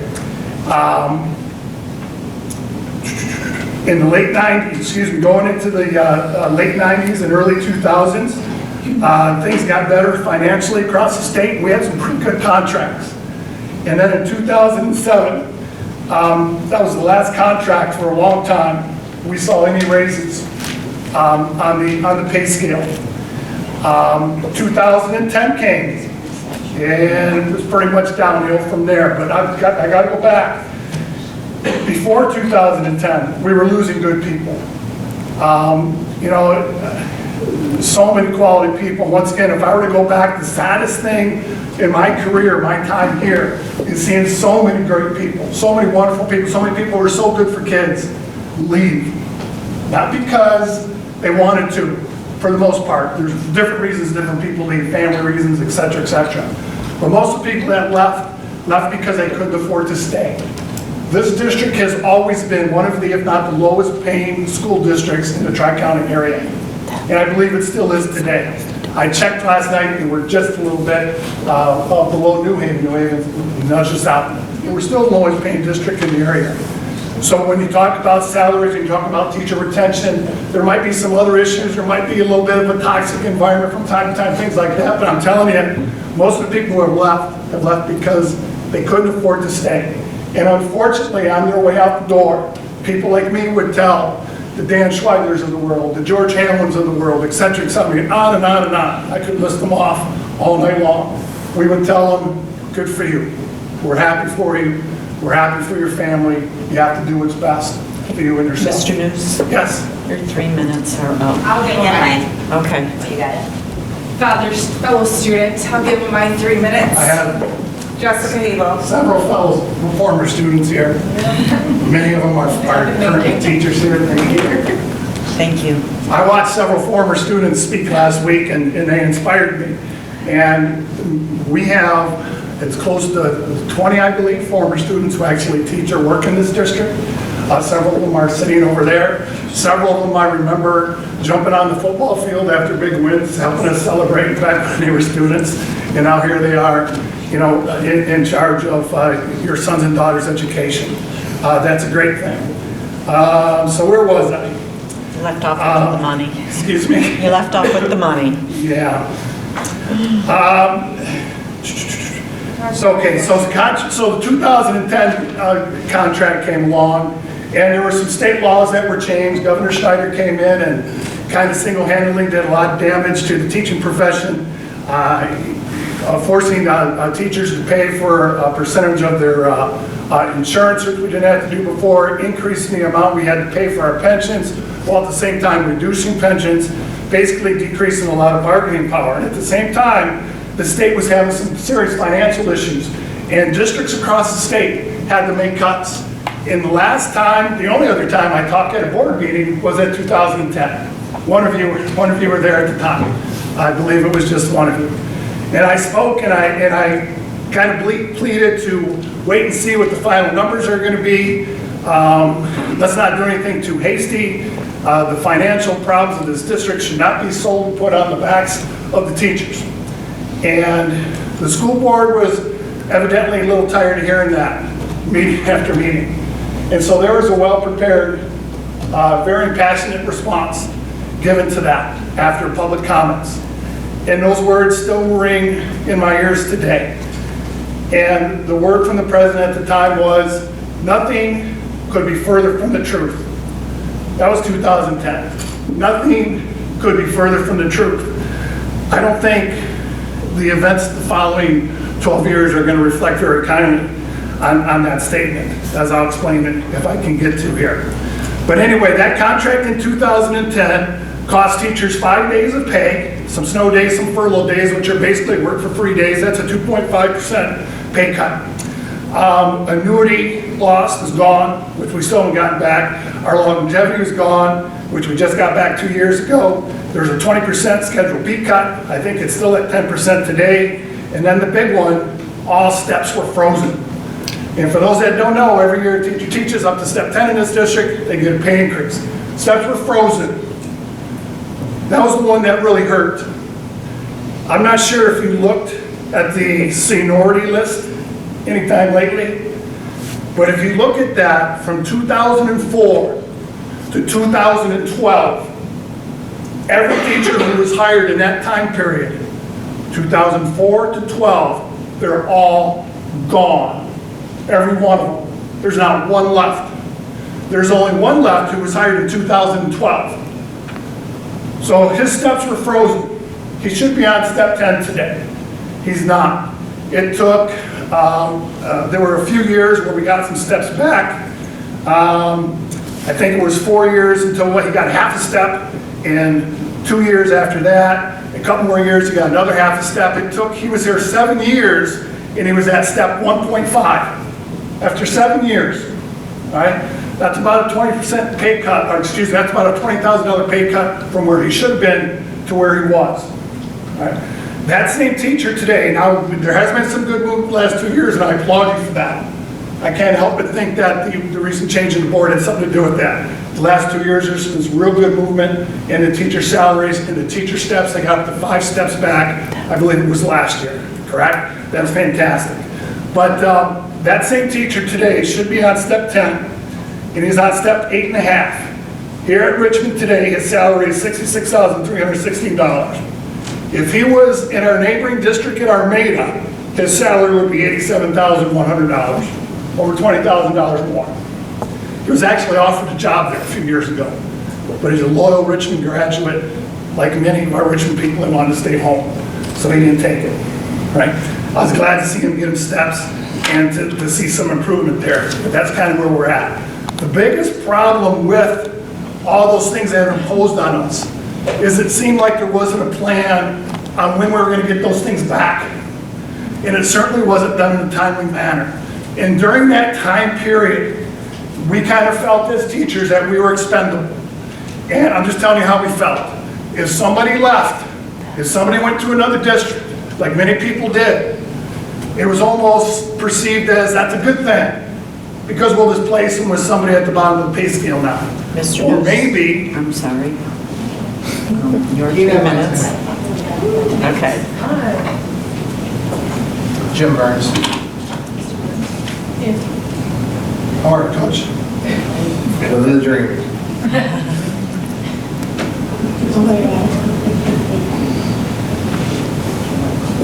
Thank you. Thank you, sir. So anyway, we kind of made to feel like we're a little expendable, and if you left, maybe we won't even replace you, and if you do leave, and if we do replace you, we'll replace you with someone much cheaper. That hasn't worked out real well. As you know now, one of the biggest problems I think you have as a district is anybody can leave. Districts are experiencing teacher shortages all over the place. And as you guys know, like I do, there are districts who are paying signing bonuses. They are paying teachers, in some cases, top of the scale, no matter what their experience is, in certain areas like math and science, etc. There's districts who are paying moving expenses for people to come in. There are districts who are offering retention bonuses. It's just to keep the teachers they have, right? I mean, we're having trouble filling our staff today as it is. That's not just going to get worse, right? There's just less teachers in college. There's less teacher programs in college because there's less people going into that field. So we're going to have to get creative. We're going to have to work on how ways to keep the teachers that we have so we don't keep, the problem doesn't keep getting worse. And be careful with that because as you know, with schools of choice, you know, people can leave as well. And if we're not getting the best teachers we can, if we can't staff our classrooms, enrollment's going to suffer at the same time. And that's just going to cause a spiral down effect here in the community. I want to get back to something here though, because when I look at things personally, in my last 12 years of teaching, I do the math and I calculate I lost 2 years worth of salary. And that's not from the cuts from Richmond, that's also the cuts from the state because of the pension and because of the insurance.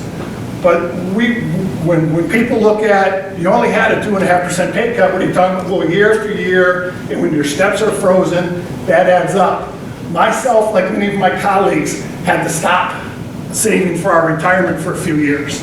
When we have young kids, we have families, and we're trying to pay a mortgage, and all of a sudden, we're losing a significant amount of money out of our salary. So I would just encourage you to please take a good look at that. See what you can do. You have a tremendous staff, you have tremendous people who are here for the right reasons, and I would implore you to do what you can to keep them, right? So you can have quality people in the classroom taking care of the kids that we care so much about. By the way, getting back to my comment about what's ringing in my ears, nothing could be further from the truth, I was told. In the last couple of years, there's good movement. But when you look at all the bargaining units here at Richmond Schools, the teachers were the last ones to get back most of what was taken away. They still haven't gotten back everything that was taken away yet. Last year, we were finally given back the last of our furlough days, or snow days, one of our payless days, whatever you want to call it. It took me 11 years to get that back. 11 years. And we were the last ones to recoup that. Meanwhile, there were a couple administrative contracts in there where there were raises. There were several superintendent contracts in there where there were significant raises. And I'll tell you the most insulting one, and not that those people didn't deserve the raises, don't get me wrong, but it's just that the teachers were last. Like they were just not as important, so to speak.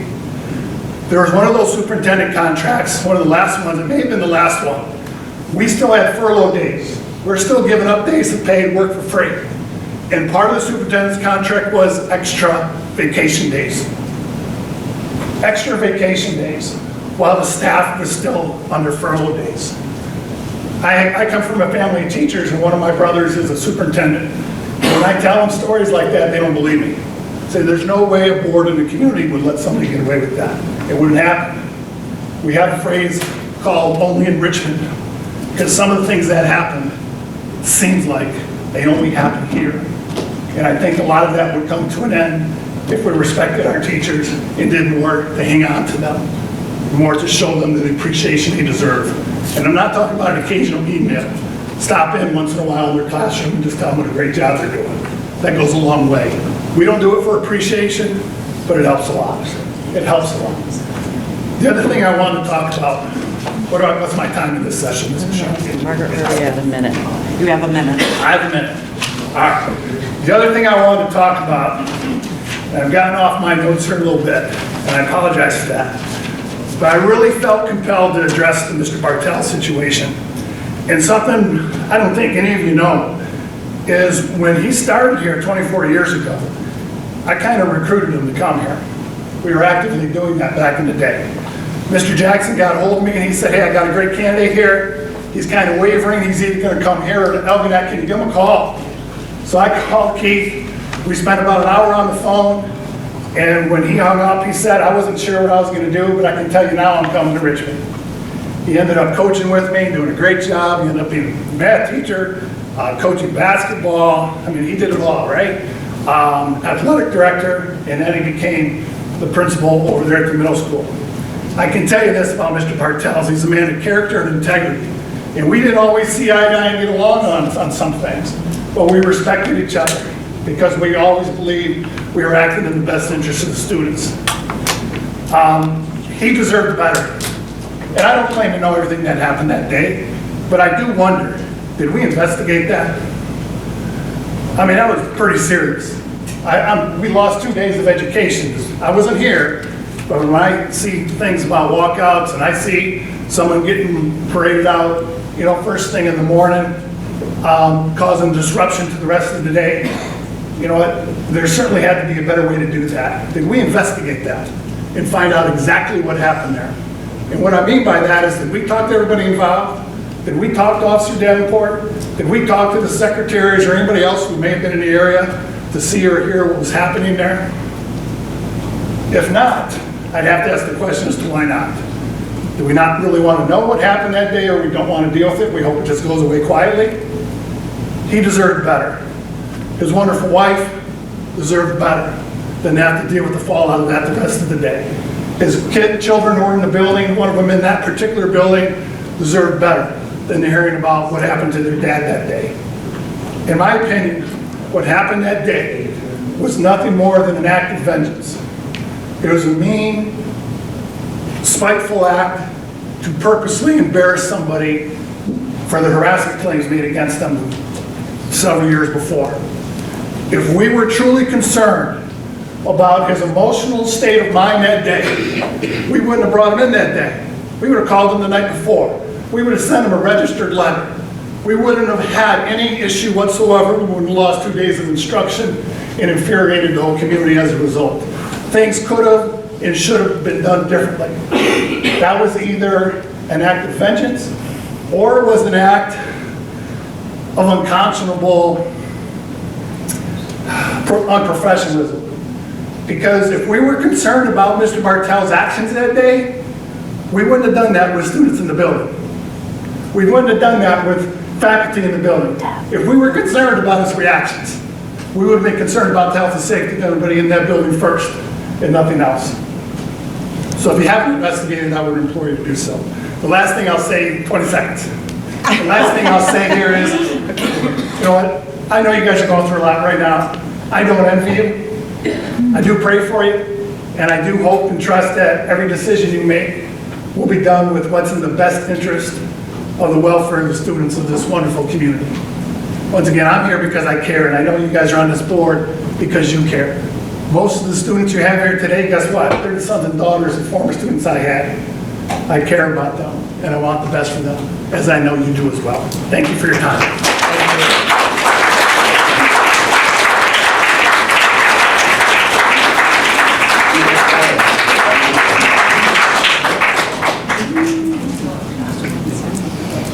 My name is John Schmidt.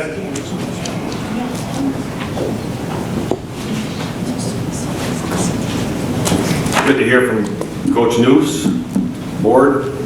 Thank you for your comments, President Bashan, and the rest of you that commented as well. And it's hard to come behind Coach Noose and speak.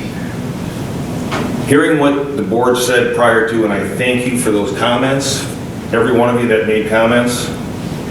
For those of you where there's question on what was said at the last meeting, yes, there's always question on what might be said and what is out there. What's on the street right now is not good. I've been in this community for as long, if not longer, than most of you that are in here. From a family standpoint, going way back. I think there's some things, true or false, that need to be looked at.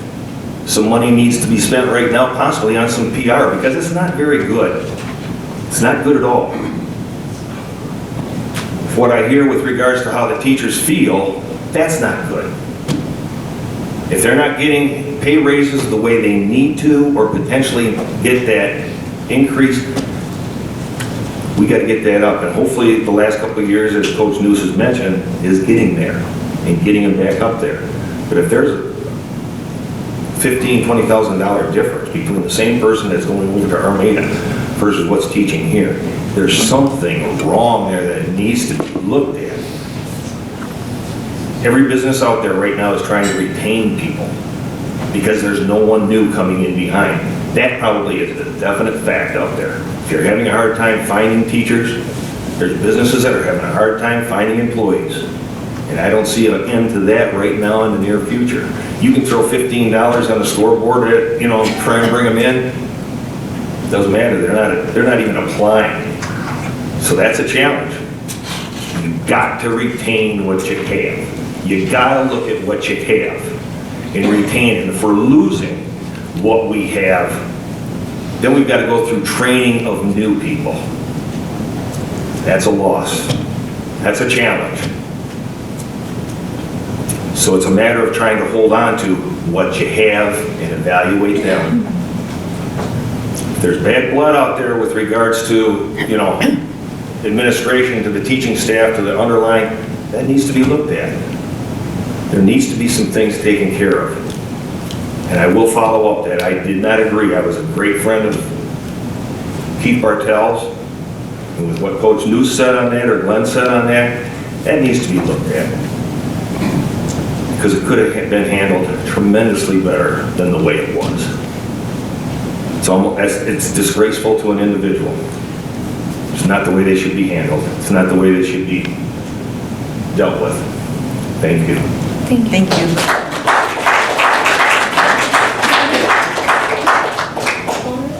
Good evening, Board. My name is Steve Weaver.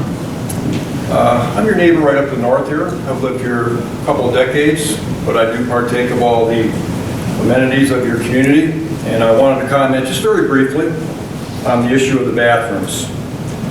And until about 5 minutes ago, for all of human history, everybody knew what a man was and what a woman was.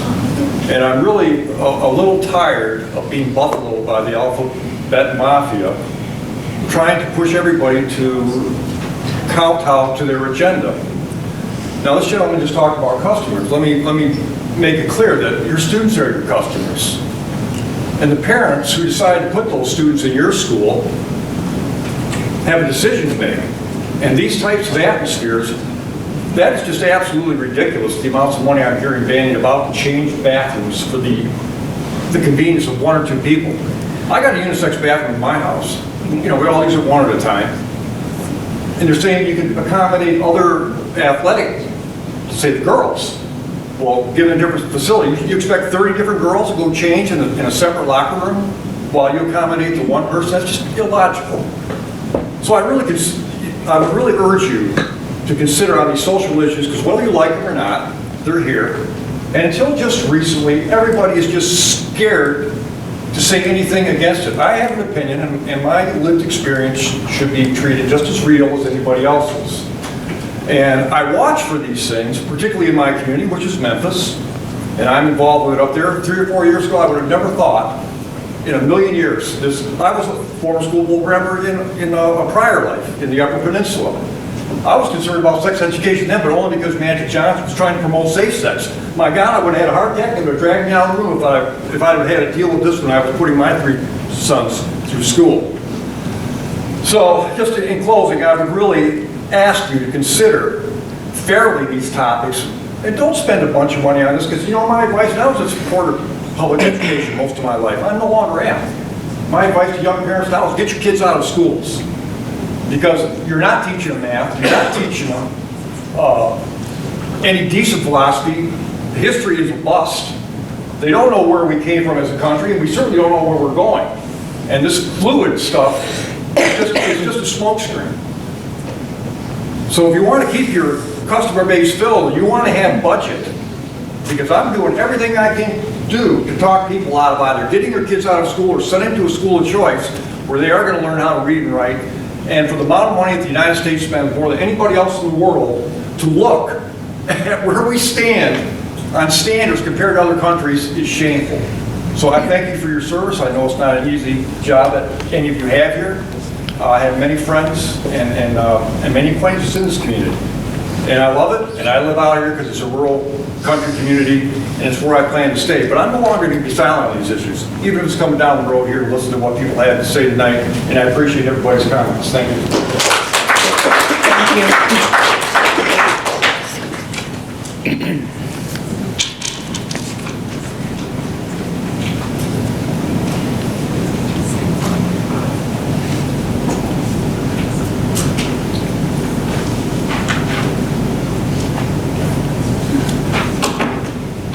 My name is Christina DeBlau, and I did speak at the last board meeting. I wasn't sure if I was going to come up tonight, but here I am. So kind of winging it, so bear with me, because there's some topics that are still really at the forefront for me, and some things that are really bothersome. Hearing so many other parents speak and looking at our school district right now, and knowing that there's numerous parents looking at other options that don't want their kids in this environment. And I think that should really scare you, because you depend on those children to be in this school. Whether you want to hear all of our opinions, or if it's our opinion to change something, or it's right or wrong, whatever the case may be. I mean, we should all be willing to hear these pieces, which you have. You've given us that forum to do so, but our voices also have to be heard. So looking at options, just like you had presented related to the bathrooms, and exploring what you can do to make our children feel safe, that does help me as a parent. That is something that I had recommended at the last board meeting, to say, just come up with an option. I just want my child to feel safe in this environment. I don't want them holding their urine all day because they don't feel comfortable going to the bathroom. Whether any individuals agree with the fact they're not comfortable, whether they think they shouldn't, be in the position they're in, that, well, they can just deal with it, or why aren't they just, okay with being in the restrooms? There's dividers, there's this, there's that. That is her feelings, or any other child's feelings, who are also demonstrating the same feelings that my daughter has.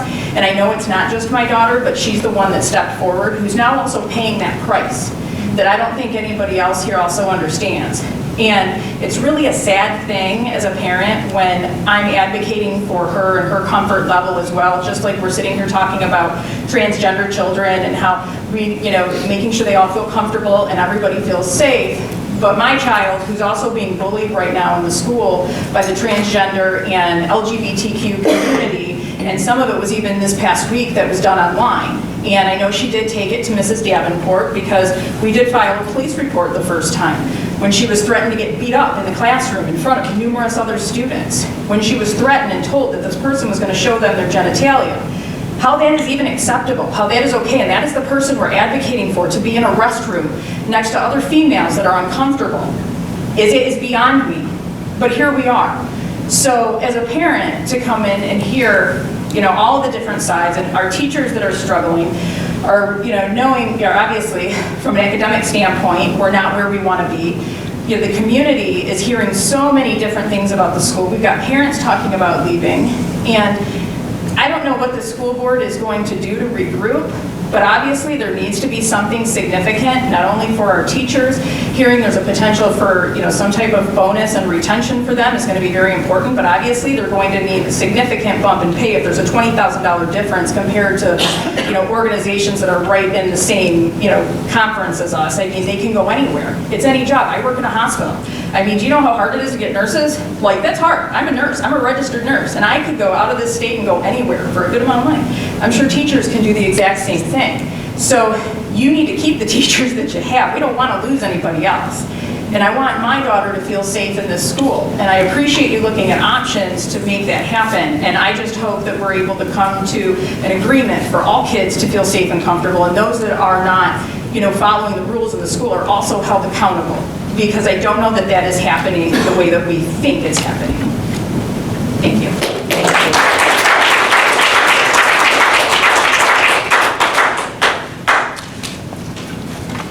Jeanette LeBeau. I just want to say thank you so much for looking into giving raises to the teachers and the staff. That's one of my main concerns. But my other concern are scores, our proficiency scores. After the last meeting, I was floored. So I did a little bit of digging. Armada is 20 points ahead of us in 3rd grade math and English, between 3rd and 8th grade.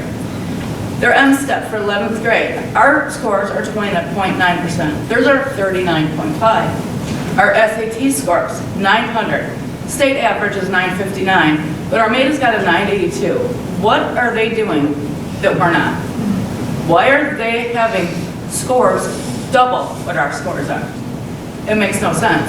Is it because all of our teachers are going to our MATA to teach there? Is that where all of our education is going? Because my daughter's a school of choice. I can send her there. So there's still money left from your excess budget. I suggest you look into ways to maybe Title I some more kids, maybe pay teachers to stay so we don't lose them, because my kid is not going to stay in a school where 80% of the kids are failing.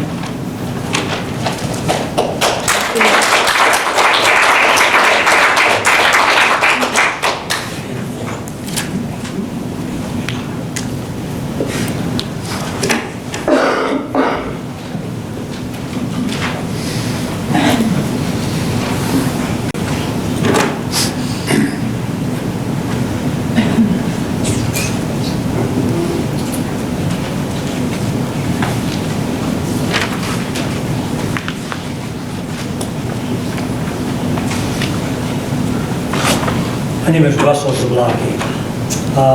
My wife expressed most of our opinions of what I've heard from people here as far as the transgender stuff, so I'm not going to go into that. I have things that are completely different, and I'm going to make a comment to Brian, if you will. Have they considered the teachers' lounges, restrooms in that report? And that's something that you got to look into. There are teachers' restrooms that are separate from everything else that can be looked into without costing the school an awful lot of money and make them change their rooms. Because they're individual rooms, every one of them. And I know there's at least 4 or 5 or 6 in this school. On the other matter, this has nothing related to anything that's been going on tonight. I'm also the president of Lake Angela Association. And I came to Brian a couple years ago because we're having a problem with the buses entering the front entrance off of M19.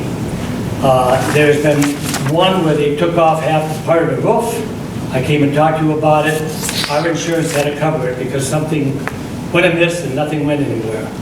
Second thing of all, we put up a barrier now and that only certain size vehicles can come through there, and the bus does come through there every morning, but I'm telling you, they barely make it. When it gets icy, we do not salt the inside of our subdivision, only the entrance.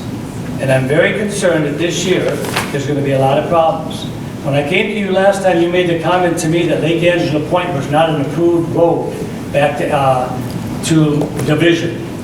If you look on the map, it is an approved road now.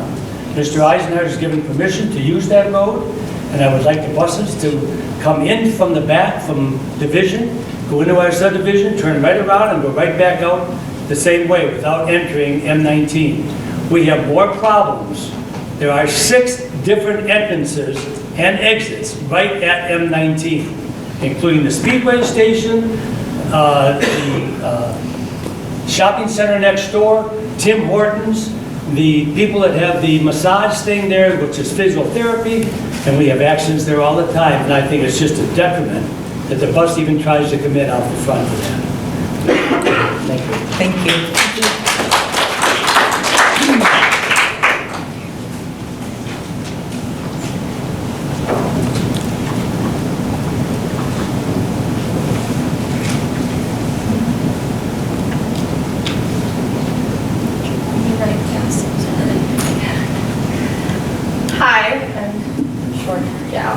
Hi, my name's Haley Fortuna. I'm a proud graduate of Richmond Community Schools. I attended here K through 12, graduated in 2018, and I did just want to make a comment that Richmond Community Schools taught me how to read, write, and be an inclusive individual who can accept those around me, even if they look different than me or think differently than me. So I want to thank Richmond for offering me that education. I wasn't going to speak tonight, I spoke last meeting, but I sat there absolutely heartbroken to hear some of the comments that I heard again today.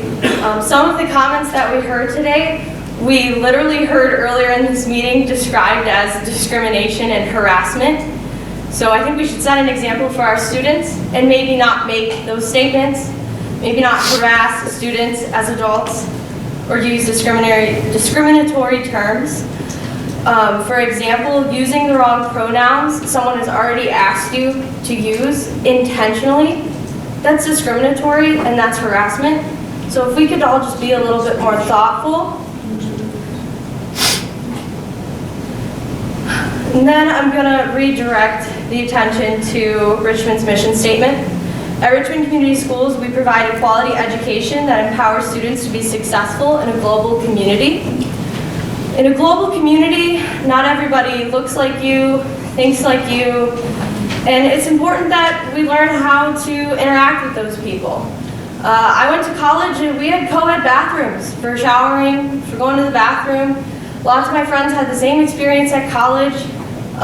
When I choose to go to the bathroom at Meyer, I don't know who's in there with me. As a cisgendered female and I identify as such, I'll confess, I've used the men's bathroom at a Menchie's frozen yogurt because there was no line.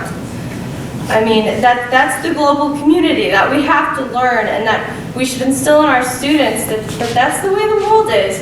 And it's okay that people are different than you.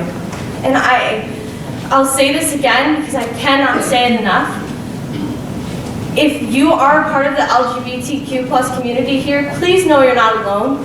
And please know that there's people here who support you, and they love you, and they want you to feel comfortable and safe, and they want you to be yourself. Be effortlessly yourself, and I'm sorry that you have to hear some of the hate and have to endure some of the discrimination and harassment, and we've just heard some examples of that tonight. So with that, I do want to thank the board for having such an inclusive policy.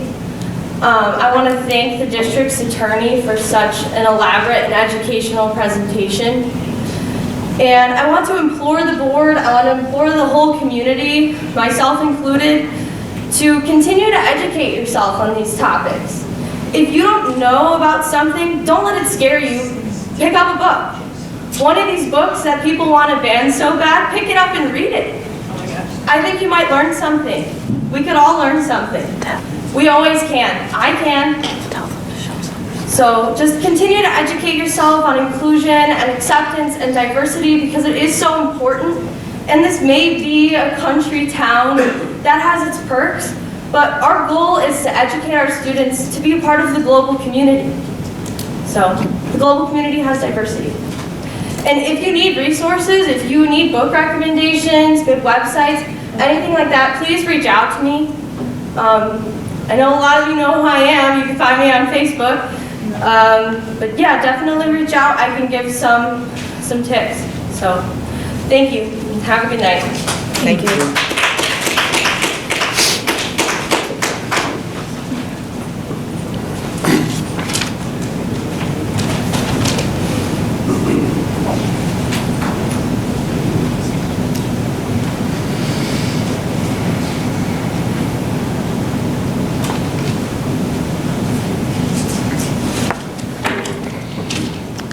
Bear with me. I hate public speaking. So, my name is Christina Turchi. I am not only a Richmond graduate, but I am also the mother of a 4th grader in the middle school. I am here to ask the board to do their best to make every bathroom in our schools single use. I ask this for the safety of all students in our schools. And I ask, are you as a board prepared for all the situations that can happen with the current bathroom situations? 1 in 4 girls, 1 in 6 boys, and 3 times more likely for LGBTQ plus students. These are the statistics for children up to the age of 17 that have been sexually assaulted or harassed. Now, I state these because who's to say a student doesn't decide to take advantage of the current bathroom situation? And assaults, whether it's sexually assault or physically assault, beats the ever-living shit out of another student. Excuse my language.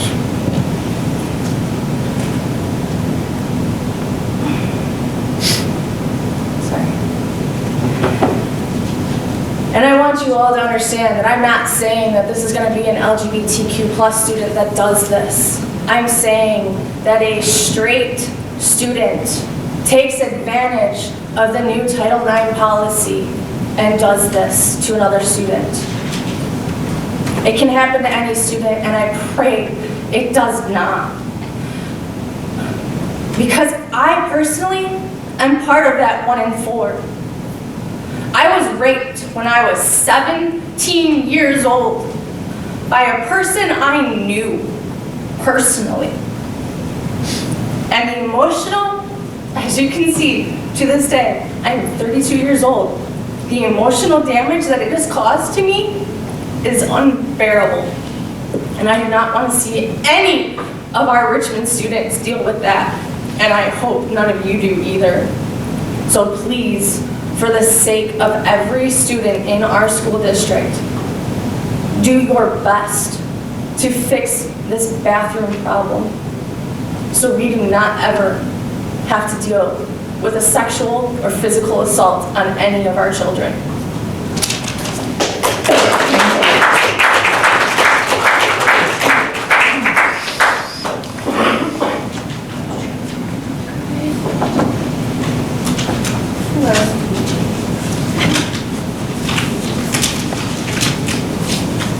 That's different. So I just want to say I'm glad that you guys had the lawyer talk, especially since us parents asked for her to say something. But she told you the exact same thing we told you. Title IX is not Michigan case. This part of your policy, I'm sorry, is not, that you guys are using the case law, is not Michigan law. It's non-binding for Michigan.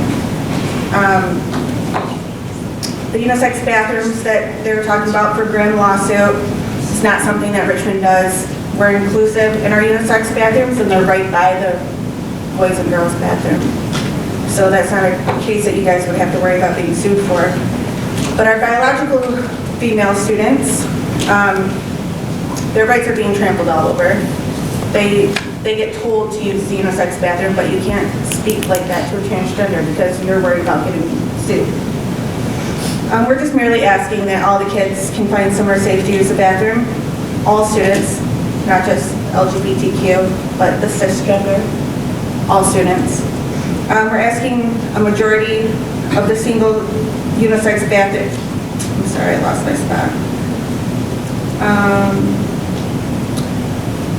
Anyways, I just want to add on to what somebody else brought up about this book banning. I don't want to read it because it's really disgusting, but it is in our middle school. It's the perks of being a wallflower. I don't know if any of you guys are aware that it's in our middle school, which is ages 9 through 13. It directly asks the kids in a chapter if you know what masturbation is. I think you probably do because you're older than me, but just in case, I will tell you. And they go on to speak of masturbation and having an orgasm. And this is 9 to 13-year-olds. So we've never stood up here asking for books to be banned, but that is going on here. I think you guys kind of need to make yourself aware of the books that we have here, and also that your guys' policy that you guys are standing with is not Michigan law, and it's not binding to Michigan. It's not federal law. Thank you.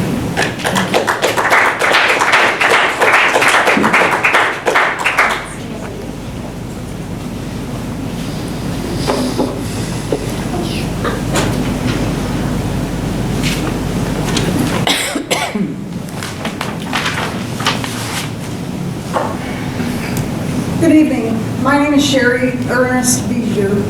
I had my last child graduate here in 2006, and I haven't been to a board meeting since. This is interesting.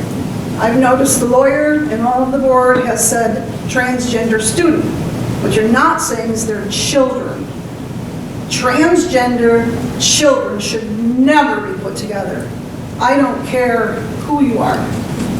That's not a decision they should be able to make. And the fact that you are spending money to accommodate one person or two, whatever, to make them comfortable when everybody else is freaking out. I have a non-binary child. She is my daughter. She goes by they, them. I don't call her they, them. I call her her name. She's a girl. She's 34. She can make that decision. She's not 12. She's not 11. She's not 10. She didn't take puberty blockers. I'm getting emotional. This is upsetting to me to see our small town kowtowing because of money, and that's what it's about. You don't want to pay the fines. You don't want to get sued. It's all about the cash, and it's very sad. Thank you.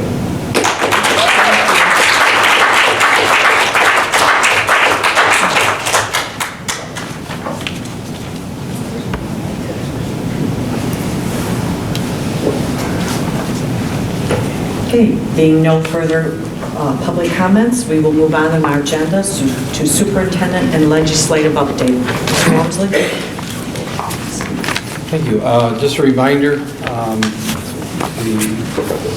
on the November 8th ballot initiative or the election, there are two proposals for the community to consider.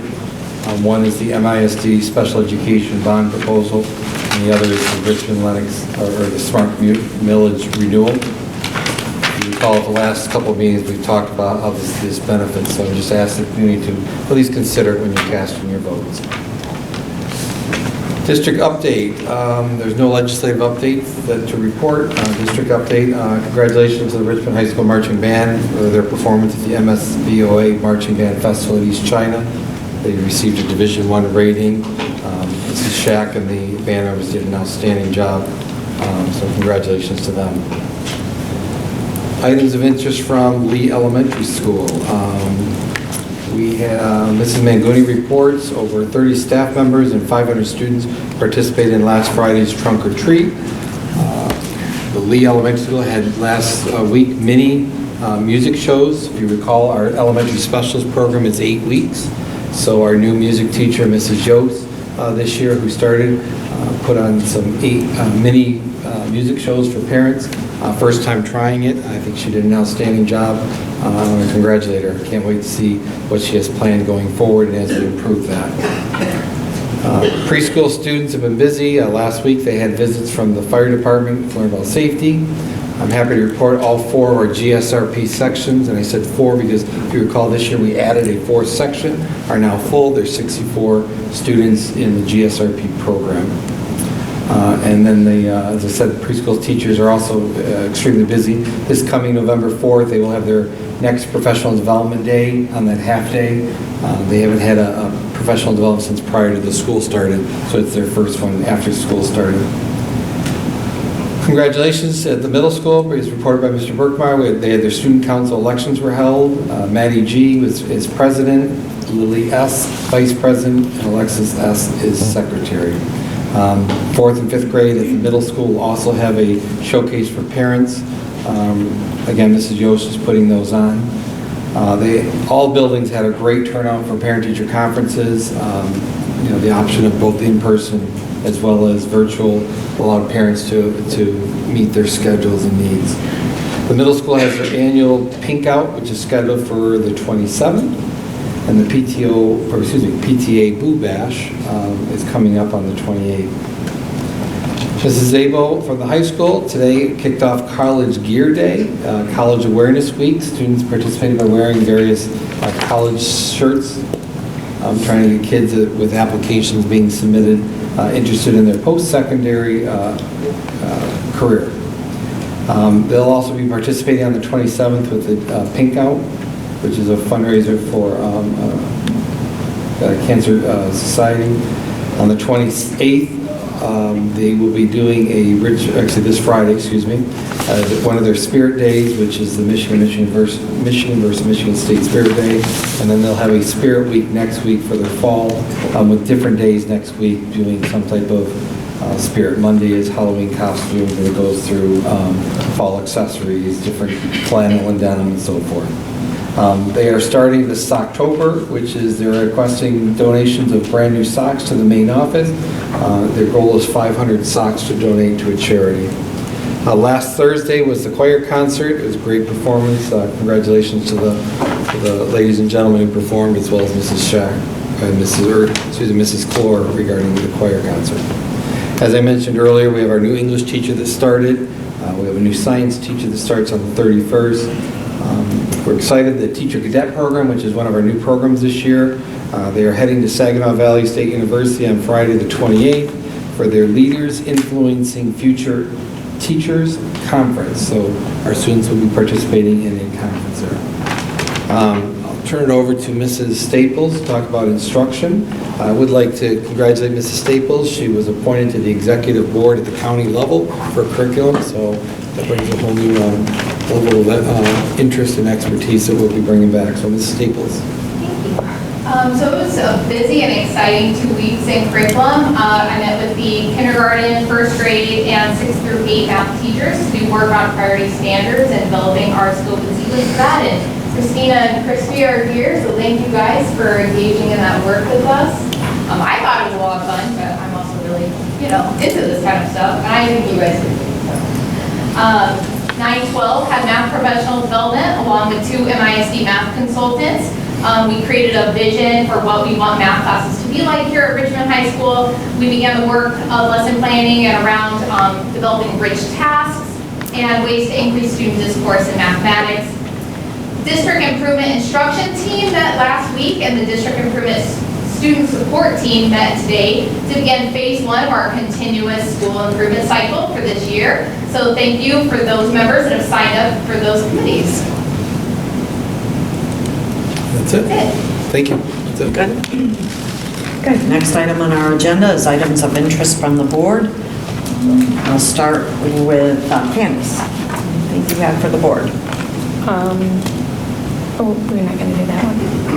That's it. Oh, sorry. You're here. Oh, that's okay, so first I want to thank the board for choosing to send me to the Associated School Board, Michigan Associated School Board conference last weekend. I took a lot of classes and learned a lot, and I have to say I do want to share my biggest takeaway out of all of it, which is kind of this whole community taking care of everybody, and all of the classes, it really was geared towards global community and outcomes and curriculums, and gearing our children towards leaving Richmond, if you will. And that is the primary goal, I guess, that all the classes that I took.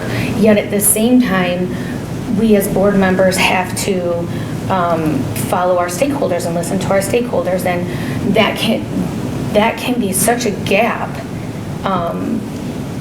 that I can see how this can just break down. And it's a sad thing, actually, when you have one thing coming at you and then the expectations are something else. So it is our job to try to include everybody. And I mean, I guess if we had unlimited amount of funds, we could maybe do that. But sometimes I just feel like that bar is too high,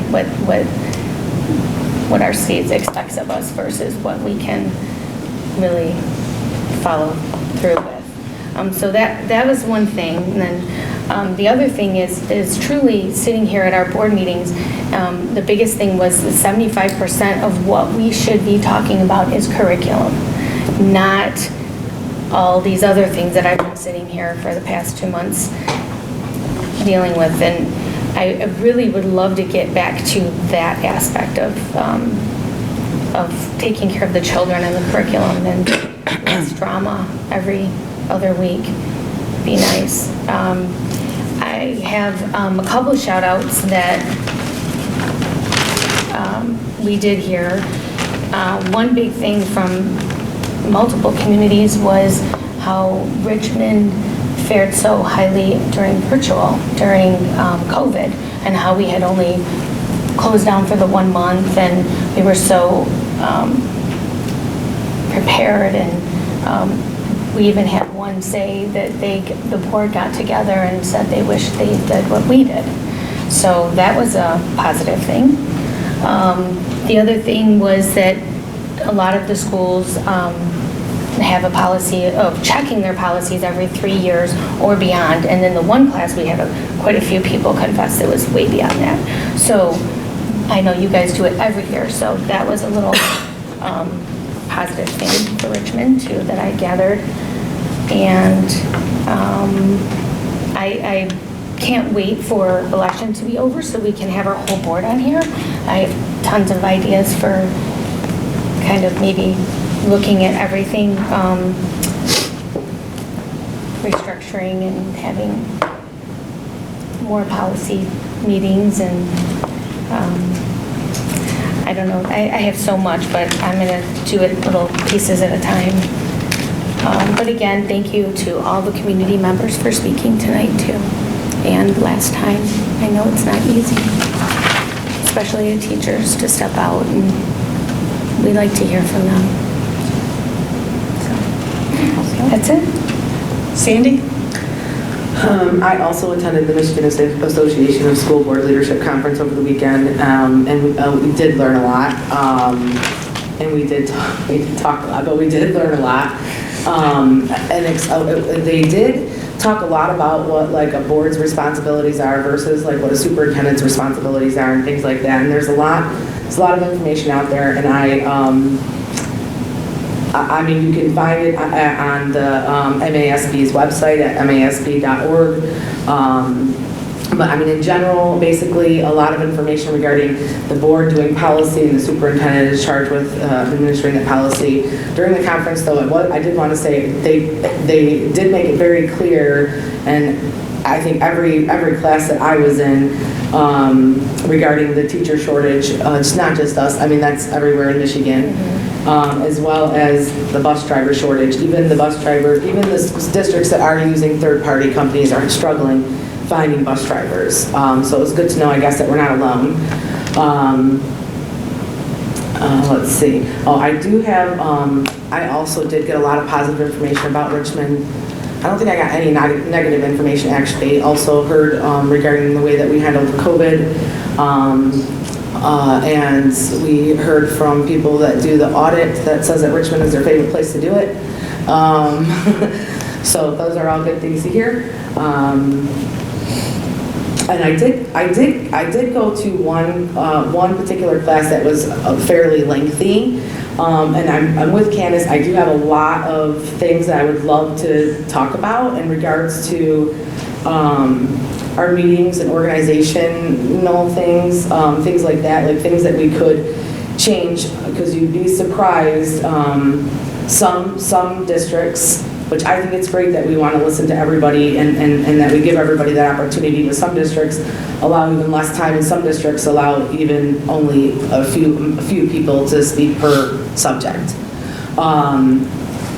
So, I mean, I think that that's an awesome thing that we do, but some districts are doing that. But there's a lot of other things that I think that we could talk about. I'd love to, I don't know if this is something that we do or not, but I'd love to talk about it like in a workshop type setting, just because there's so much. I don't know, I mean, yes, there's so much. We can do that. As far as from your conference? Yeah. Like, as far as like, just like the way a meeting is even organized and stuff, and I learned about a book too that I want to read. Angela said you were going to read a copy. I love to. Sorry, you're talking about the Roberts Rules? Yeah. I did get you a copy, but I did forget it at home. I will bring But it. anyways, yeah, I mean, there's just so much information, actually. I think that it could be very useful in regards to the flow of like our meetings and things like that. So that's really all I got. Thank you. Angela? Yes, thank you. I too attended the MASB Leadership Conference. I would like to thank the board for, approving us to go, and I'd also like to thank MASB for providing such a wonderful educational experience for all of us. I think we all walked away from there also being confirmed with some of the stuff we already knew, and also walking away with some answers, but I think more research and work. I feel like all of us walked away thinking we have more work to do, but that's normal. One of the great things I did here, I probably took about 5 different classes, and every single class, everybody was surprised to hear that Richmond has increased in student enrollment and student proficiency. Not many other districts, of course, within the state have done that. None that I was in with, so that was great to hear. I also, one of the great things, as Candace mentioned, was 75% of our agenda should be talking about our students and what our students need, and I would like to emphasize that for sure. And then, for the most part, I know I had one other thing, but I kind of got distracted here. I thought I wrote it down, but I can't seem to find it in my notes, but yes, it was a great experience, and I would also like to be able to share more information in kind of an open forum with the board, and not just from our ideas that we brought back from the leadership conference, but I'm sure many board members, there's Sherry, Deb, and I think Margaret were not able to make it. I'm sure you ladies have a wealth of knowledge to share too on some of these topics that we are, wanting to talk on. So I look forward to that. All set? Yes, thank you. Danielle?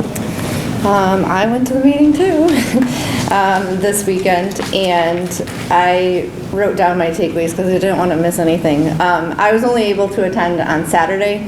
I came up Friday night and attended all day Saturday, but it was amazing. I had even texted everybody before I left and said, thanks for sending us.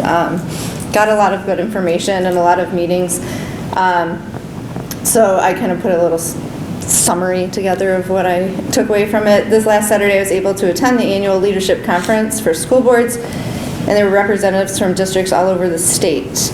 There were 3 presentations on Saturday that I attended that either directly or indirectly spoke to me while I listened, and I recorded even pieces of them after then finding out that they recorded everything and it's available for 30 days for us to review. So I think some of it would be great for... You're supposed to record though. If you do a workshop. What you call it? Yeah, we could even those of us that didn't attend could still view it for 30 days. It's on YouTube, but it's locked down for conference attendees. Where's it at? In the first presentation, there were a few board members in 3 different districts that spoke regarding LGBTQ+ needs and how they address those in their schools with their sex education curriculums. My understanding is Richmond teaches abstinence-only curriculum, and as a result doesn't really address the topics that these presenters were discussing. Obviously, my kiddo's little, so I haven't been to those higher levels, but I did send an email to Mr. Walmsley, which was confirmed afterwards, after the fact. I personally think it might be time for us as a school board to put together some type of sex education advisory board, which the process of who's on the board and what it involves is laid out in Michigan law, so it's not something that we just arbitrarily decide who's going to be on that board. So we can ensure we are true, similar to what a couple of public comments said, that we're true to our mission statement, that we are setting these students up to be successful in a global community, because what happens here, we're sending, people out to Chicago and California and all over the world, and are we really preparing them for the global experiences that they might come into contact with? The second presentation was similar, and I didn't think it was going to be, but it ended up being similar. It was a presentation by Mount Pleasant Community Schools.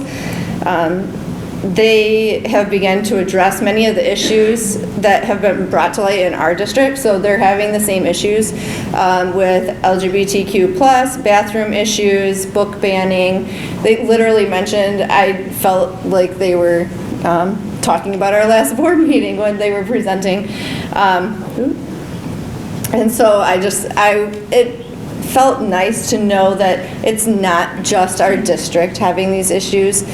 And literally, the room was packed and everybody was nodding their heads or saying, me too, me too, me too, and why does this keep zooming in? Addressing the issue. So at the end of the day, there was a closing keynote speaker.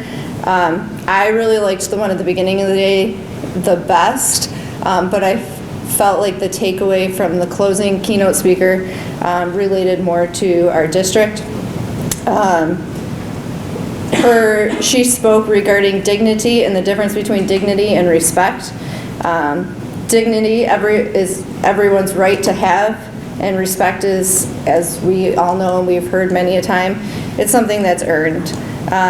Respect is a deep feeling of admiration for someone or something elicited by their abilities, their qualities, or their achievements, where dignity is the right of a person to be valued and respected for their own sake, and to be treated ethically. We have that job as a board to treat all of our stakeholders, students, parents, grandparents, and even staff with that dignity, and I think we need to sometimes, and I feel like everybody does at one point or another, needs to check themselves and make sure that we're treating people with dignity all the time, and that respect from each other is earned or taken away by experiences individually. So that's what I got out of it. Thank you. Margaret? I have a couple things. The community forum, Brian, that we have talked about before, you are putting stuff together, correct? Yeah, I'm trying to confirm, dates and times regarding some community forums on education regarding not only LGBTQ, but also racial issues, limited English proficient students. These are issues that our district is facing as we grow in numbers and grow in diversity. Okay, thank you. And I think to the sex education question, which I thought was a good one, because it has been a while since we've done something, and we did have all those rules. We followed all those rules, and who are people on those committees, and I believe, Brian, you're putting something together so we can have a presentation on our next board meeting. Yes. Okay. And then my question, Daniel, I'm not sure, I understand where you're coming from on your question about Deb and the meeting with the attorney, but I don't know that it's a violation of the Open Meetings Act for a school board president to ask the question. You brought it up that you wanted to have a meeting with the attorney and for her to find out where everyone else stands. I'm not sure. I'm just thinking, I think that would be her job to poll the board and say, where does everybody stand? But we can look into it, of course, but that's just where I'm coming from, that I don't know how she would know how to move forward on your request if she didn't do that. But that wasn't my request. It wasn't your request? It was in your email. You did read it if you want. No, it wasn't my request. Okay, all right. It was my understanding it was your request. But I'm just saying, I don't know that that's a violation. But if that's something that you want the board to look into, we certainly can. But I just don't know how else she's going to get to know whether to move forward on something if she doesn't know that that's what the will of the board is. I understand. I mean, my request was that I said I agreed with Candace in that we need to have a special meeting where it would be nice if our attorney could attend. It doesn't necessarily mean it's a closed session, but that I agreed with Candace's statement that we needed to have a special meeting, and that if our attorney could attend, all the better, because that way we can have all aspects have legal ramifications, and it would be important to have their 2 cents on the big picture as well. But I just asked, in general, just to have a special meeting where there could be an open discussion regarding the information. It had absolutely nothing to do with having a attorney-client privilege specific meeting. That's it. I was going to read it earlier, but I left it out of my 2 cents. I would just like to address that a little bit. All I did ask everyone is if they wanted a meeting, yes or no. I believe I can do that. I did not violate the Open Meetings Act. If I had discussed things with people or discussed the conversation, then yes, I would have violated the Open Meeting Act.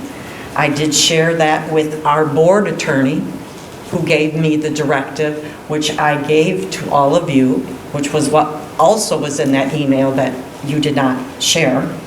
I ask you today, have you had a meeting with Mr. Walmsley and shared your concerns about what transpired?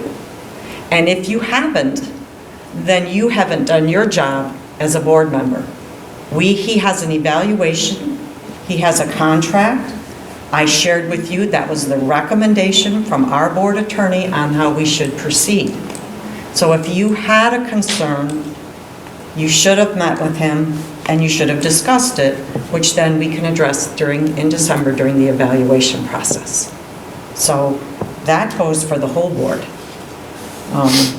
My other comment for this evening is I just want to strongly encourage people to vote. We have 4 openings on our board, so I ask that you please vote for the candidate that you feel will help our children. We need to be looking at, as most of the board said here, our achievement, our education. So again, I'm asking people to vote for individuals with student learning as their primary focus, because the students of this district need a productive, high-functioning school board. Thank you. Okay, moving on, we have 2 action items. The first one, I am looking for a motion for the approval of an overnight trip request. I move to accept the recommendation of the superintendent and approve an overnight trip for the baseball program to practice and scrimmage in St. Petersburg, Florida from March 30th, 2023 to April 6th, 2023 as outlined in the attached documentation. Do I have support? Support. Oops. Sandy. Thank you. Any discussion? All those in favor? Aye. Opposed? Motion carries. I'm looking for a motion for the approval of the purchase of a school bus. I move to accept the recommendation of the superintendent and approve the purchase of 1 school bus from Midwest Transit for a total not to exceed $117,300 as outlined in the attached documentation, for which funding transferred from the fiscal year 2023 general fund to the non-bond capital projects fund is authorized. Do I have support? Support from Angela. Thank you. I have a question on Okay. We have discussion, so go ahead. Go on. Is this just like the scheduled? It's a scheduled replacement. We purchase 1 bus every year, take our oldest one off the fleet and bring this one in. We probably will not get this bus until the summer of '23. Because it takes that long, It takes right? that long to get one. Takes a lot. And just as a point, a couple of years ago, we were buying buses at $90,000. We're now at $120,000 roughly. No, because don't we have a bus that's been sitting for a year? I mean, it's not getting any mileage on it, so. We have extra buses that are used either as spares if one's in repair, getting oil changes. We use our extra buses in the routes. If we have a bus that breaks down, we pull the extra bus. If we need extra buses because we're able to run transportation for evening activities while the bus run's still going. So we always have spares on hand. You know, if for some reason a bus breaks down in the middle of the road, our mechanics drive a new bus out there and keep going. But when all the dust settles, when we have the new bus, the oldest one, which is probably, I'm guessing, 12 years old at that point, the largest mileage or the highest mileage, the most repairs, would be taken out of the fleet. So What do we do with it? we usually sell it for auction. Got it. We don't get a whole lot, but it usually sells for auction. I have a quick question. So some of our routes obviously are shorter than others. Do we try to switch the buses around so that they're getting about the same mileage? Yes. Okay, good. So the sticker comes off for the animal. Right. Right after. With the magnet, so that we can Right. balance them. Okay, good. I was just wondering, because that would definitely affect. This is important for what the board did in putting money aside. You know, when I started here, you guys had just passed a bond and bought, I think, 6 buses in that. And if you aren't replacing them, you know, 10 buses is well over $1 million they have to pay for replacing. And you don't want them all going at the same time. So by doing at least one every year, it staggers your fleet and it's very proactive. Hopefully we can just find someone to drive them. Anybody else have any other questions? Okay, this will be a roll call vote. Margaret? Aye. Angela? Aye. Candace? Aye. Sandy? Aye. Danielle? Aye. Deb, aye. Motion carries. Being no further business, we will adjourn at 10:09.